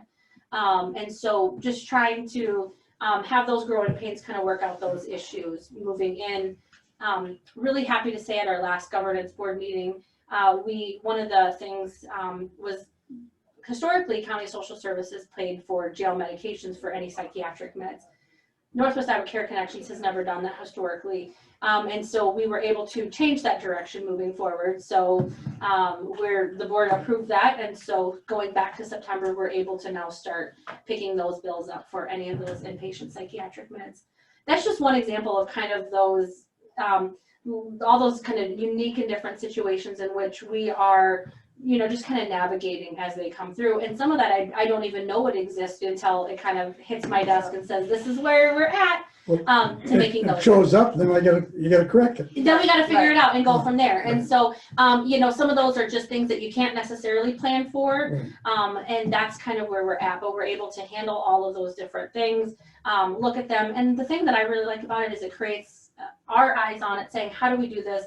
What's the most logical, easiest way to streamline and make this process start? So everything is happening that way. And I believe in leadership by a team approach. And so really incorporating that team and getting us all involved to really process through all sides of it, to make sure that what we're doing is financially responsible, it's right for the clients, and it's right for our counties. And really looking at how we can invest in the clients and invest in resources and things like that. And look at them kind of as investments rather than expenses. And so we're watching expenses. Don't get me wrong. I know the group I'm talking to, but doing that in a way that we can serve these individuals, and maybe look at how to deflect these individuals as well. And I think that we do a really good job of that, because we can come in with, I think, a really good approach in the manner of, we don't utilize Sandy and Marley as therapists in this role. That wouldn't be inappropriate. That would be not within the scope of what we hired them to do. But that being said, it's not a bad thing either for them to have that experience and background, because I feel like it gives us the opportunity to maybe navigate things a little bit quicker. They may be able to rule out some different things through their assessments and through our evaluations and things like that, to hopefully get people down the correct path a little bit quicker. Example, there may be a kind of therapy that Sandy may know, this just is not going to work for this individual. If they have this background and they have this diagnosis, for some it may be a wild goose chase, they may not know that. For Sandy, it's just common knowledge. So we can help divert that and get individuals and clients down that path, which we really hope makes those connections, does the buy-in, and honestly helps them not feel defeated in the mental health world, because it's really hard to just initially pick up that phone and get them in. So we really want to get them in, and we want to keep them in, and we want to make sure that they have the resources, so that when they discharge or when they're on their own, they know that we exist, they know that there's support, and that they know that we've linked them up and give them a warm hand off to those providers. I've got to go. I got to be in Rochester at 12, so. Good luck. Yeah, Good to see you, Ken. good luck. Yeah. So that's kind of what we're doing as far as. Thank you for coming over. Yes, You are thanks for very having us. And, And again, sorry we're running. it's one of these deals that I haven't planned with the health issues I got, so. Well, drive safe, Ken. Yeah. I'm right. He's got a Go ahead. chauffeur. Oh, you got I got a chauffeur. That's what I asked. Ride safety. Wow. Something little up front. Yeah. Okay. 90 miles. 90 miles. So, Rochester? Oh, So- here. Yeah, 70 from here. yeah. 70, okay. Yep. So yeah, so that's where we again have been at. We have been, I'd say, definitely knee deep in CARES Act dollars right now. So that came, you know, our region got $608,000. And so they divided that, I want to say it's been a little bit, but I want to say it's like $10. It was per capita. $9.52, I think. Thank you. Since I knew it was $9.50 or $10.50. So we got per capita. So we got the 608,000. How we've worked on that is we've opened it up to grants. And so actually tomorrow is our first round of reviewing those. We've gotten about 7 to 8 in so far, equaling up to about $500,000 so far. So we're really excited. How those have come in is just an idea is for telehealth in schools, for obviously PPE for individuals, to assist with some hazard pay. I know one agency had to develop like a quarantine home for clients that were in waiver homes. And so how there was obviously additional costs and expenses with that. Things like that, a lot of, you know, technology equipment. So kind of the gamut of where we're at. With that, I myself and the other CEOs across the state, we didn't get a lot of guidance on how. We got basically a frequently asked questions and decide for how you're going to do that. So we're really excited to have our group of Board of Supervisors. We've asked our voting advisory board members and our internal staff to review those, start making some decisions and get some award letters out, hopefully by the end of this week, early next week. They have a very short turnaround for that money. It has to be utilized by December 31st. It actually has to be back to us by December 10th. So we want to get it out as quick as possible so they can utilize it as quick as possible as well. So that's the other big thing that's probably taken the majority of my time. I actually wonder how much further I'd be in other things if we didn't have all this CARES Act dollars. So that being said, it's slowed down maybe some other things. But again, it's also helping a great deal because it's a great thing for our service coordinators to go out, make those introductions, and it's Have this grant. yeah, there's a good starting point You know, here. you can't pass up the opportunity to help recoup funds that people didn't expect, you know. Right. We didn't expect a lot of this stuff, so it's good to be able to get that stuff back, so. And then It's worth the time. at our last governance board meeting, we last Tuesday got the approval from the board to take $60,000 out of that budget, and we're going to utilize that for marketing and really trying to get word out about mental health, which goes into expanding our website, things like that, so we can make it more robust, so that we look at that as kind of a driving point back to the resources, creating a resource directory that's region-wide, so that I see a lot of social workers probably utilizing that, a lot of providers. And families too, I think, because, you know, when you have a family member who's in crisis all of a sudden, and I get these calls fairly frequently of, okay, what do I do? You know, where do I go? Where do I even start with this? And so our hope is they can still do that, of course, but if we had a website that had all of that and the links to where they can go right there, I think that will be really helpful. So started that kickoff last week with identifying how we're going to get that going, what that process is going to look like, and then we would like to create content as far as like a video resource library with our service coordinators about what a mental health region does, how to access us, what kind of things people need, and then supports and things like that from that point on. So really trying to get a different presence out there, because honestly what I've learned since I've been here is not a lot of people know what a mental health region is. If they do know, they don't understand it very well. It was new to me when I got here. Yeah. Absolutely. Yeah, Never I would mean, and even still learning. including, you know, coming from the therapy world, working in a clinic for many years, a lot of my colleagues didn't know what do we do and when can you reach out, and so on all of those levels, getting that word out that, and often there there is help available and there isn't a resource available. You just don't know where to go or how to find it. That's the big thing. You Yeah. don't know which phone number to call. Well, Right, that was really a right. mess over there where we were before, so. hopefully Right, this will- right. Yeah, and having a resource in Waterloo isn't necessarily helpful. No. Which is another personal goal of mine, I would say, is the, when early on in July, Anna and I came over and just drove through all the communities in Winnebago and Worth County and spent a day doing that and exploring what is here already. And we tried to find, like as ourselves, if we were looking for help, who would we go to today? And we kind of felt empty-handed, quite honestly. You know, think they in a just call it small community. Yeah, really could. I mean, yeah. Churches are, Besides you the know, sheriff even and that, the they're not, churches. they're not what they were 20, 30 years ago. You know, a lot of those people don't even search that out other than, you know, maybe they would in that situation, but Yeah. you don't know. But that's about So it. working on that is like, yeah, one of my goals, at least for us as a region, so that that is available and people know where to go. And You know, ISAC did those educational videos here the last couple of years on legislative stuff. Yep. I thought those were fantastic for getting the word out to people. It was easily shareable, easily digestible. So, I mean, those kind of things just for educating the public is, I think, fantastic. I'm That's, not aware of those, I don't think. I'm aware, I've seen those, and I think they do a really good job, Like mental health as well. And video, I know. I think there was a couple of mental health, Yeah, there's- we watched it If last winter when we Oh, were down really? there. Oh, Yeah. okay. Yeah, there's actually- Are they on the ISAC site?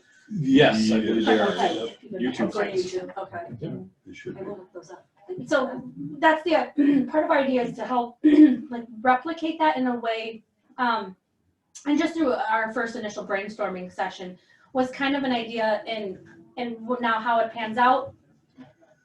I've just told them this is the outcome I want to see.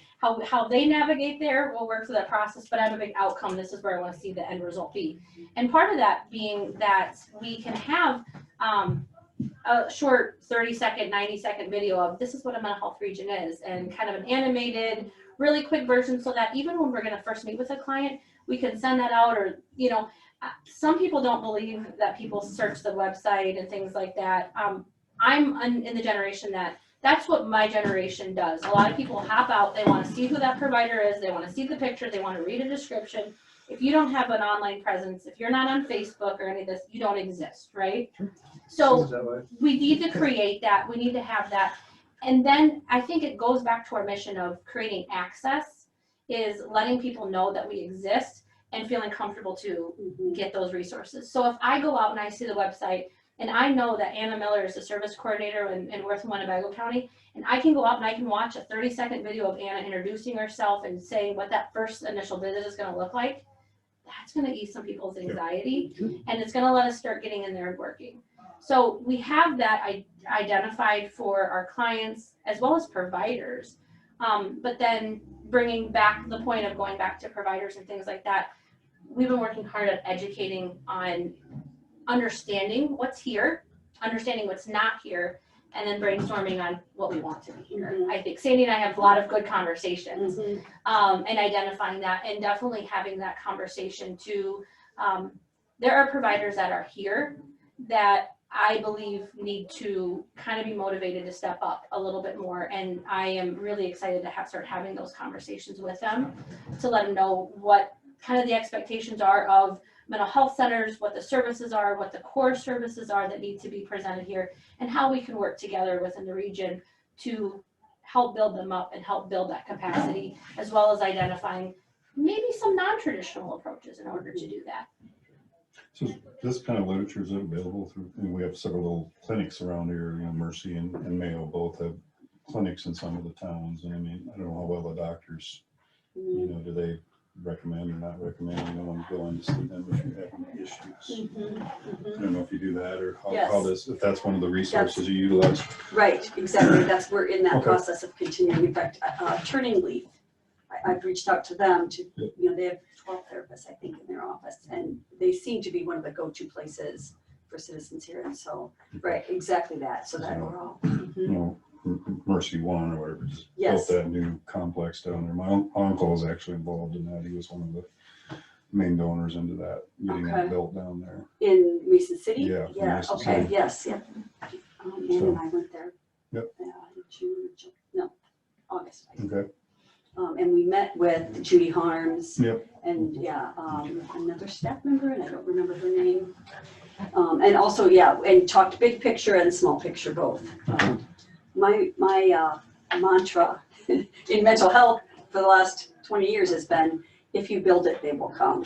Yep. And I think I can understand from an administrator's standpoint, it seems scary to open an office in a small town, but I, in the past, worked at Catholic Charities, and a day a week I traveled to Algona, and I kept on my administrators who said, we need a full-time person in Algona. We opened a full-time, hired someone, opened a full-time clinic there, and she's busy. Wow. Yeah, in fact, she told me recently she'd gotten a bonus for productivity levels the last 6 months in a row. So, which means she's billing above a full-time person's salary. So, yeah, if you build it, they will come. Cool. I'd say just getting the information out there, let people know where to go. That's the biggest thing. My wife deals with stuff every day, and she's got a list this long. Well, try here, try here, try here. Here's numbers, and there's just a lot of people don't know where to go, Right. who to talk to first. Mhm. That's the big thing. So.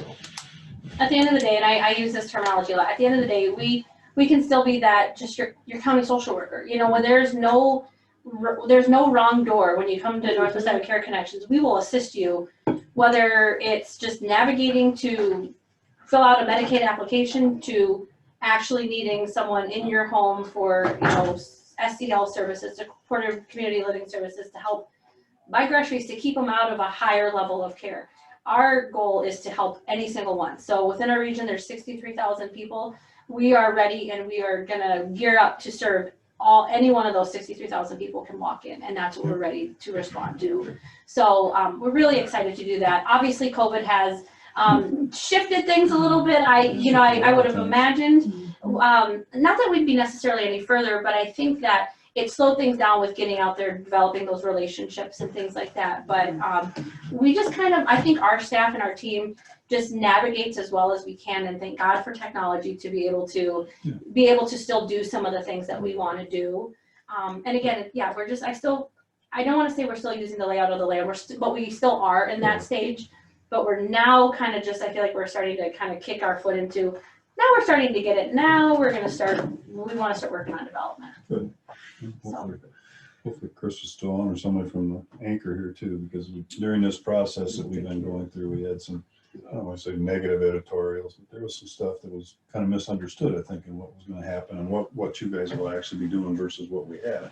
And I mean, it's all similar. Well, they're worried about losing the connection, I think. Well, yeah, they were worried about that. Losing our services. Now, do we have to go to Northwest Iowa? Because just the name of the place automatically assumes that you had a dispenser. Yes. And it's not. And, people gotta realize too that, the contacts, the connections are still here. Because all those facilities that we were dealing with through CSS are still here. Yep. They're still in Mason. They're still wherever they're at. So we've still got that access. It's just getting this figured out between Northwest Iowa and them and that. We're still going to use it. We're trying to make it so that our people can go as close to somewhere as possible. That 120-mile thing, it was hard for us, anybody, let alone Winnebago County. Yep. I mean, they were never going to make it in 120 miles. I mean, what are we giving our people, so. Is there anything that we can do or folks to reach out to that would help bridge that gap or address those concerns? Local media, number one, is always good. Right, if you wouldn't. I think the starting process. Right, if you wouldn't mind putting in just some sort of an editorial in our local paper, just about Introduce what you yourself. offer. Introduce yourselves. Or the region. Yeah, the region to this area, and just basically say. Some social media stuff that we could share out. I think Yeah, is we always can good. share it on our website. Yep. Because our Facebook usually, we reach out to 4,000 or 5,000 people pretty easy. It's bigger than a guy realizes. Yeah. Okay. Just kind of get the name out there so that people know that, okay, if we do need to contact somebody, first of all, we'll leave it on our website constantly that, if you need to get a hold of someone with Northwest Iowa Care, you can just go to our website and always find it. Yeah. Or get to your website, but at least it's out there for the local Worth County people that do look at it. Well, like you just said, I wasn't anywhere near aware of what this was. All of a sudden, I'm appointed to committee and then go to a meeting, and I knew nothing about it. I honestly didn't. We need to get a press release out. We have it drafted, and I think The CARES kind of, because we kind of sent that out at the same time. Yeah. That those we- two went we- at the same time. Yeah, we kind of backed off on sending our other press release because we thought, oh, we want to get that message. But yeah, that's one of them. And and we can do that. We can get that going. Wondering, I'm assuming you're the IT. Is that what He I is. see on your shirt? Yeah. Maybe we can. I'm worth it. Maybe we can link up afterwards too, because we've been working too about just how to maybe be routed into like the county's phone systems and things like that. So if someone's calling in and wants to, oh, I need help with community services, that we've set up some different things within different counties that they can press and it'll ring directly out to the service coordinators because they're not housed in here. And honestly, I know that's an area that might be a little worrisome, but historically we have found that people are not walking into buildings and asking for assistance, especially in the times of COVID, obviously. But people are really looking at, they call, they text, they reach out through those means. That's normally the best way that we have seen that. And so we find that rather than having people sit on the road and have windshield time, that they can be just as productive, if not more productive. Right. From a different location, and then we travel to them, so we appreciate having space available when we need it, an office space and things like that, so that we can meet with consumers and things like that. But to house someone in a building all day, you may have crickets, and you may have a lot of phone calls and things like that. So that's kind of the model that we've set. Right, wrong, or whatever, that's kind of where we're at, and it's been working fairly well right now. And that, again, with COVID, it's a really easy time to streamline that and make it. And I come from that background of being able to do social work from home, from anywhere. I mean, as long as you have a computer and a phone, you can pretty much set up shop wherever. And that's going to be the time. This is going to be the new way for a while. So. Yeah. You work with public health? That's what I was gonna ask. And then also, do you work with local school nurses and stuff too? Because this is not just adults. This is a whole gamut Yes. thing. And I mean, working with the local school nurses or through the school systems and stuff. And I can let Sandy speak about that. Yeah, She, because I just had that conversation with Joe Carter, as the superintendent of Algona Schools. Okay. And we were talking about the COVID dollars again, and I said, well, one idea would be, one of our districts is requesting extra nursing time in their buildings. Sure. And he said, oh, I love that idea. And they, in Cassuth County, public health partners with the school district, and public health provides the nurses in the schools. And so he said, could we go together? And I said, absolutely, you could. And so you're exactly right, because nursing, I mean, it's health, mental health is health. It is. And so the nurses are absolutely on the front lines of that. Well, they're the ones that, sometimes they're the first person that sees it or deals with it. Absolutely right. Or recognizes it, and hopefully, Right, because right. people don't always reach out either. Yes, Yep, absolutely. Well, and if you ever did want a satellite, didn't they have an office or something that could be used by somebody, or? Public health. Yeah. Public health has. I would hope so. Space. Yes, Yes, they do. space. Yeah, Thought County they Social might. Services was using one of them. Okay. Oh, before. really? Yeah, Oh, okay. and that's so when there's a space there. There's, okay. And when Kim and I were kind of setting this up as we were looking at hiring staff and things like that, that's kind of how we set it up. And really that big piece in that 2080 agreement is, with the counties is to have access to that space and things like that. Because again, we're seeing clients pick up the phone and call. And if we can go out to them and make it easier for them, then of course we will. If they can come in and we can meet at a public health, space, building, things like that. It just works, I think it's been working really well. Okay. But we've reached, so we have reached out to public health. Obviously July 1st, that came in with the start of children's services. We're still a little unsure about, again, how that works with the funding, things like that. We haven't had a lot of requests. We're starting to see that. I think the biggest concern, and one thing that Sandy and I talked about on our way over, was that there are requests for it, but again, we're struggling with providers. If they want respite services, which is probably the most utilized for children, we have not been able to identify who is going to provide that service in this area at this time. Everybody knew that Everybody's. coming in. We were, like I said, that, when you guys see it, we got it forced at us by the state. And, well, we might get you money, we might not, but you got to do it. You got to do this. It's like, okay. And they already knew there was a shortage of providers in the entire state. So, but they threw it, they shoved it anyways. And it's like, well, you need to give us some help to try to get started. It is a thing, and we need to look for it and be prepared for it. But we need something to get started. That's the worst part of it. So. And I I don't want to speak negative of this, but I also think, you know, the CARES dollars, when that 50 million was announced to come to the mental health system with, you know, 10 going to substance abuse, 10 going to mental health providers, and 30 million going to the MHDS regions. To me, that was kind of the spin of this is how we're going to put money into the system.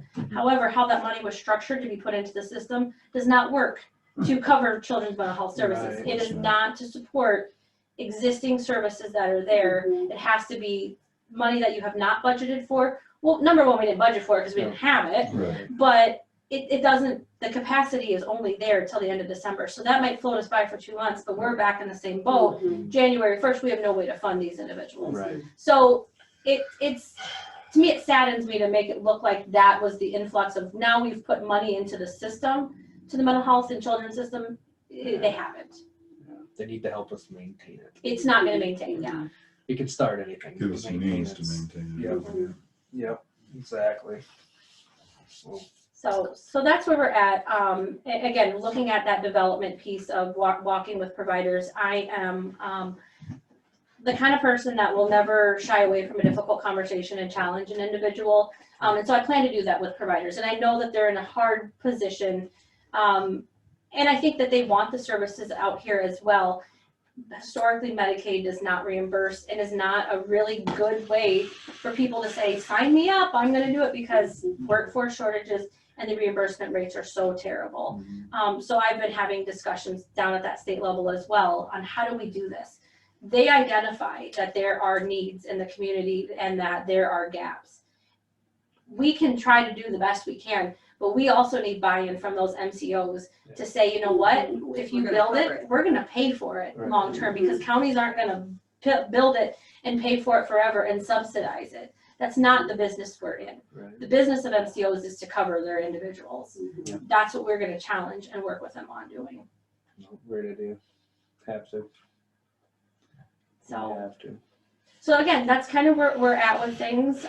We're working. We're getting in there. We're really excited. We've been getting referrals for both adults and kids. So we're seeing that the outreach that we've been doing is working, coming in to get those referrals. And again, the other piece I wanted to make sure that I brought up is within this new marketing campaign, one of the things as far as the videos, because we see that long standing being something that's recyclable, that's really cost effective. We can throw those videos out. We can put them on Facebook. We can market them. We can sponsor and do lots of different things to reach. That's a really good way to identify, to target and identify who they've reached. Postal and mailing is a little bit, obviously it works because we do it. You get how many things do you probably throw away in your mail today when you go home? Lots of election stuff. And obviously credit card companies send those because it works. But so that's one thing I do want to do, something to the extent that would go out to every home, that would say, hi, we're Northwest Iowa Care Connections. Nice to meet you. Here's what we do. Here's how to utilize us. And so we're going to target every home in our region to be able to do that. And really, but again, that we need to develop our website. We need to build that infrastructure, and then we can send that, because we want to do that. And then we want to send the message out, come see us, come join us, let us know, and really doing it in a way that is welcoming to every single person, that when they may get it in their mailbox, and they may do what you do with every ad and they may throw it away. However, they may not, and it can sit, and there's research that shows the more that they see a picture of someone, the more that they see it, they may pick it up. I have met with people that have had something that they've clipped out of the newspaper for 7 years, and they've kind of held it, and there's just been enough touches that now it's time. Side of the refrigerator. Yep. We send postcards out for fundraisers of the fire department. It's the best thing we've ever done. Because people come up week after, oh, I forgot about that. Not anymore. They put that on the refrigerator and they look at it every single day, multiple times a day. And then you remember that. Just whether it's on the side, all of a sudden you glance around, you see it. Yep. So I have to admit, I'm very thankful for those CARES dollars, because that gave us the ability to be able to market in a way that I'm a social worker. I am not a marketing expert. So to be able to have someone that can do that, we're very lucky to have that resource and that money to be able to insert in to hopefully start that process. And really kind of we're looking at a campaign called Make It Okay. Make it okay to talk about mental health, and just putting that resource out there to the community. So We're really, again, we're a small agency. We don't have, we have 5 staff total, but we're in it 110% to serve every single client. I think our cultures do match up as far as we understand small rural. We know that there's challenges, but we don't shy away from those. So I'm really excited to get started and to get out in these communities and start the work. The beauty of it is, though, most of our counties are, like saying that same size, same thing, same aspect. So we all know that, that's what we liked about this one too. Mm-hmm. Small town mentality. Yeah. We are. And how do we get them here in our community so that we don't have to send people 2 hours away? I mean, we understand enough that we've had the conversations with clients enough. It's enough to just pick up the phone and call. So now when you put barrier after barrier after barrier, why would they want to stick through it? And they're the ones that need it most, so. We need to be able to easily access it because we're pretty much, we're kind of quiet people. We don't reach out maybe like we should, and we've had some stuff in the county. I know that, the sheriff's had to answer to, and and it's, so getting that name out there and getting us to open up is going to be a tough road. I don't think we probably utilize the services that we did have. Hopefully. And I think that, and the last thing I'll say too is that we're working on the jail diversion side as well, so getting into the jail so that, we're thinking that, especially that starting to be able to fund that psychiatric med, it requires individuals to fill out an application so that we can obtain enough information that we can put in our system and things like that for the funding. But it also identifies some of who these individuals are so we can reach out. Staff can get into those jails and work on some more diversion. So we've been really hitting that hard. I was visiting with one of the sheriffs, and he had said to me, you know what, we've never met a service coordinator before. First time Anna and Sandy came out was the first time we ever knew that really anything existed. That's kind of a travesty. They're gonna know they exist. Getting access to it has been really tough for them. I think they're getting somebody to help them out has been really tough. And I'm on the juvenile detention boards too, in the state of Iowa too, and it's the same situations there. I think even though they have more in-house stuff than what we do in the county jail, but it's a struggle, and jail's not the answer for some of these people. So, and that's what we have to work with that part of law enforcement too. That'd be great. So yeah, and so that's historically, Northwest Iowa Care Connections historically has worked on jail diversion programs and things like that. And that's really what we're looking at, how to develop that and what's going to be the most appropriate to get in as far as a rotation and how to let those jail administrators know who's the right person or not for this, and then just as the people are there, just going in and kind of making rounds on what do you need, here's the resources, and being there. And sometimes that's all it is too, is just, we're here, what do you need? Get them before they go there. Yeah, right. Get them get the help, or have them reach out for the help. That's the biggest thing. Yeah, hopefully you can divert them before they even come in. And again, that goes along with then in your ERs and things like that with mobile crises, which I'm working on. I've actually been in some discussions with the CEO, Karin, who's the interim CEO through County Social Services, and the CEO at CICS about kind of us three kind of working together to identify, because we all share regional space, or the providers within there, on how we can work together to build that mobile crisis up, because the territory is so similar. So we're in now those conversations. We've kind of started to brainstorm what that's going to look like, because that is, again, a core service that has to be developed by July of 21, and I wish it was developed already. So that's one of those challenges that I don't want to say keeps me up at night, but it definitely is on my mind frequently. But it's a process to get there, and it's a process that we're in. So, questions? I know I threw a lot at you. No, I'm a big talker, No. but I'm happy to answer any questions that you may have for myself and for Sandy. No, just meeting you for now is fantastic, and like I say, we're just keep doing what you're doing, and we'll. I just get a whole different vibe than when we've met with Bob. Right. I'll just tell you that. Right. If we have a problem, that guy here, he's a little down under the weather, but when he's on his A game, There we go. he'll come in a barking. Yep. We're happy for that, and that's the one thing I think that we really do. What I took from Kim the moment I walked in, it was she empowered every board of supervisor to give them the education they needed, and to work with them. And that's the same message and the same approach that I have, is that this board, this is not Melissa Lear's Northwest Iowa Care Connections. This is Northwest Iowa Care Connections. It is all of our county. And I come in with no preconceived notions of any county. I come in with a background of social work to serve from Osceola County over to Worth County and every single person in between. Good. So that's again, and I've worked in the county systems before. I saw what that looked like. I've kind of stepped out, so it was interesting because in that, literally that 6 years, that's when the regions formed, and then I've come in and see. So I have knowledge of both of that, and I'm really excited to see where we've gone and how that can pool together to create some change across the state. So I'm really excited about that and the challenges that we have ahead.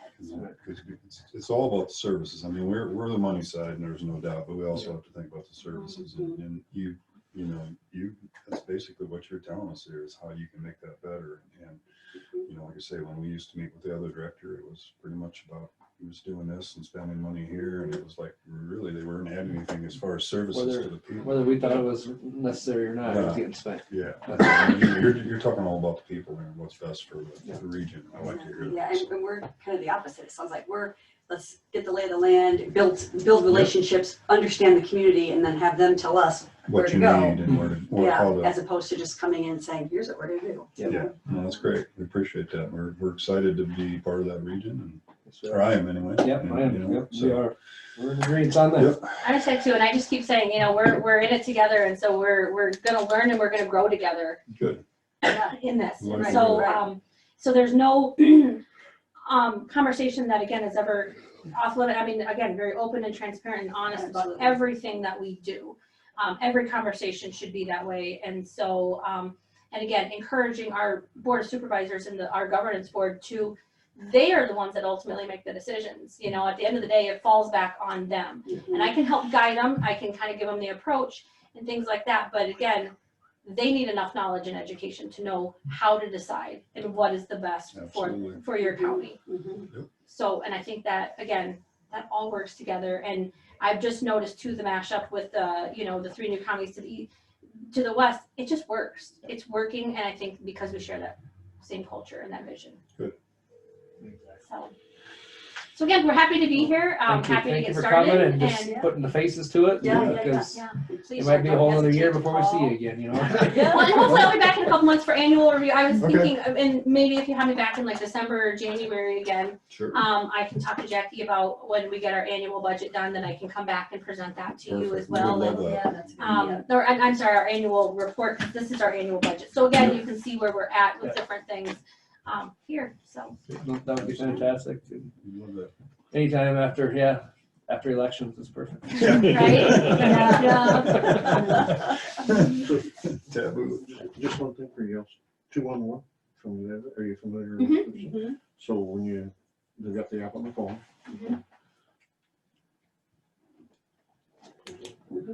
So then you can go into that.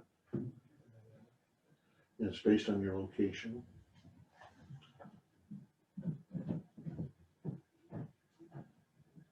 Curious to see if it's got updated yet. I literally was just going back I want to say it was last Wednesday or Thursday with the gal from 211 to get all the information updated. So now it's like a test to see if it's updated. It's not on. It's not on there. Okay. That's not I haven't found but- this.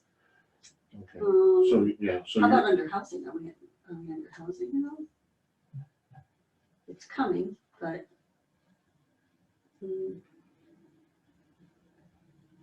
Yeah. I don't really have it classified in there, but I did visit with the gal. so good. So she has went through, so we updated all of the information for Northwest Iowa Care Connections within all of those counties. So Good, it good. should be searchable. I don't know how long it Yeah, takes for them to update their system, but Yeah, okay, good, because I know that they really stress for people to start, absolutely.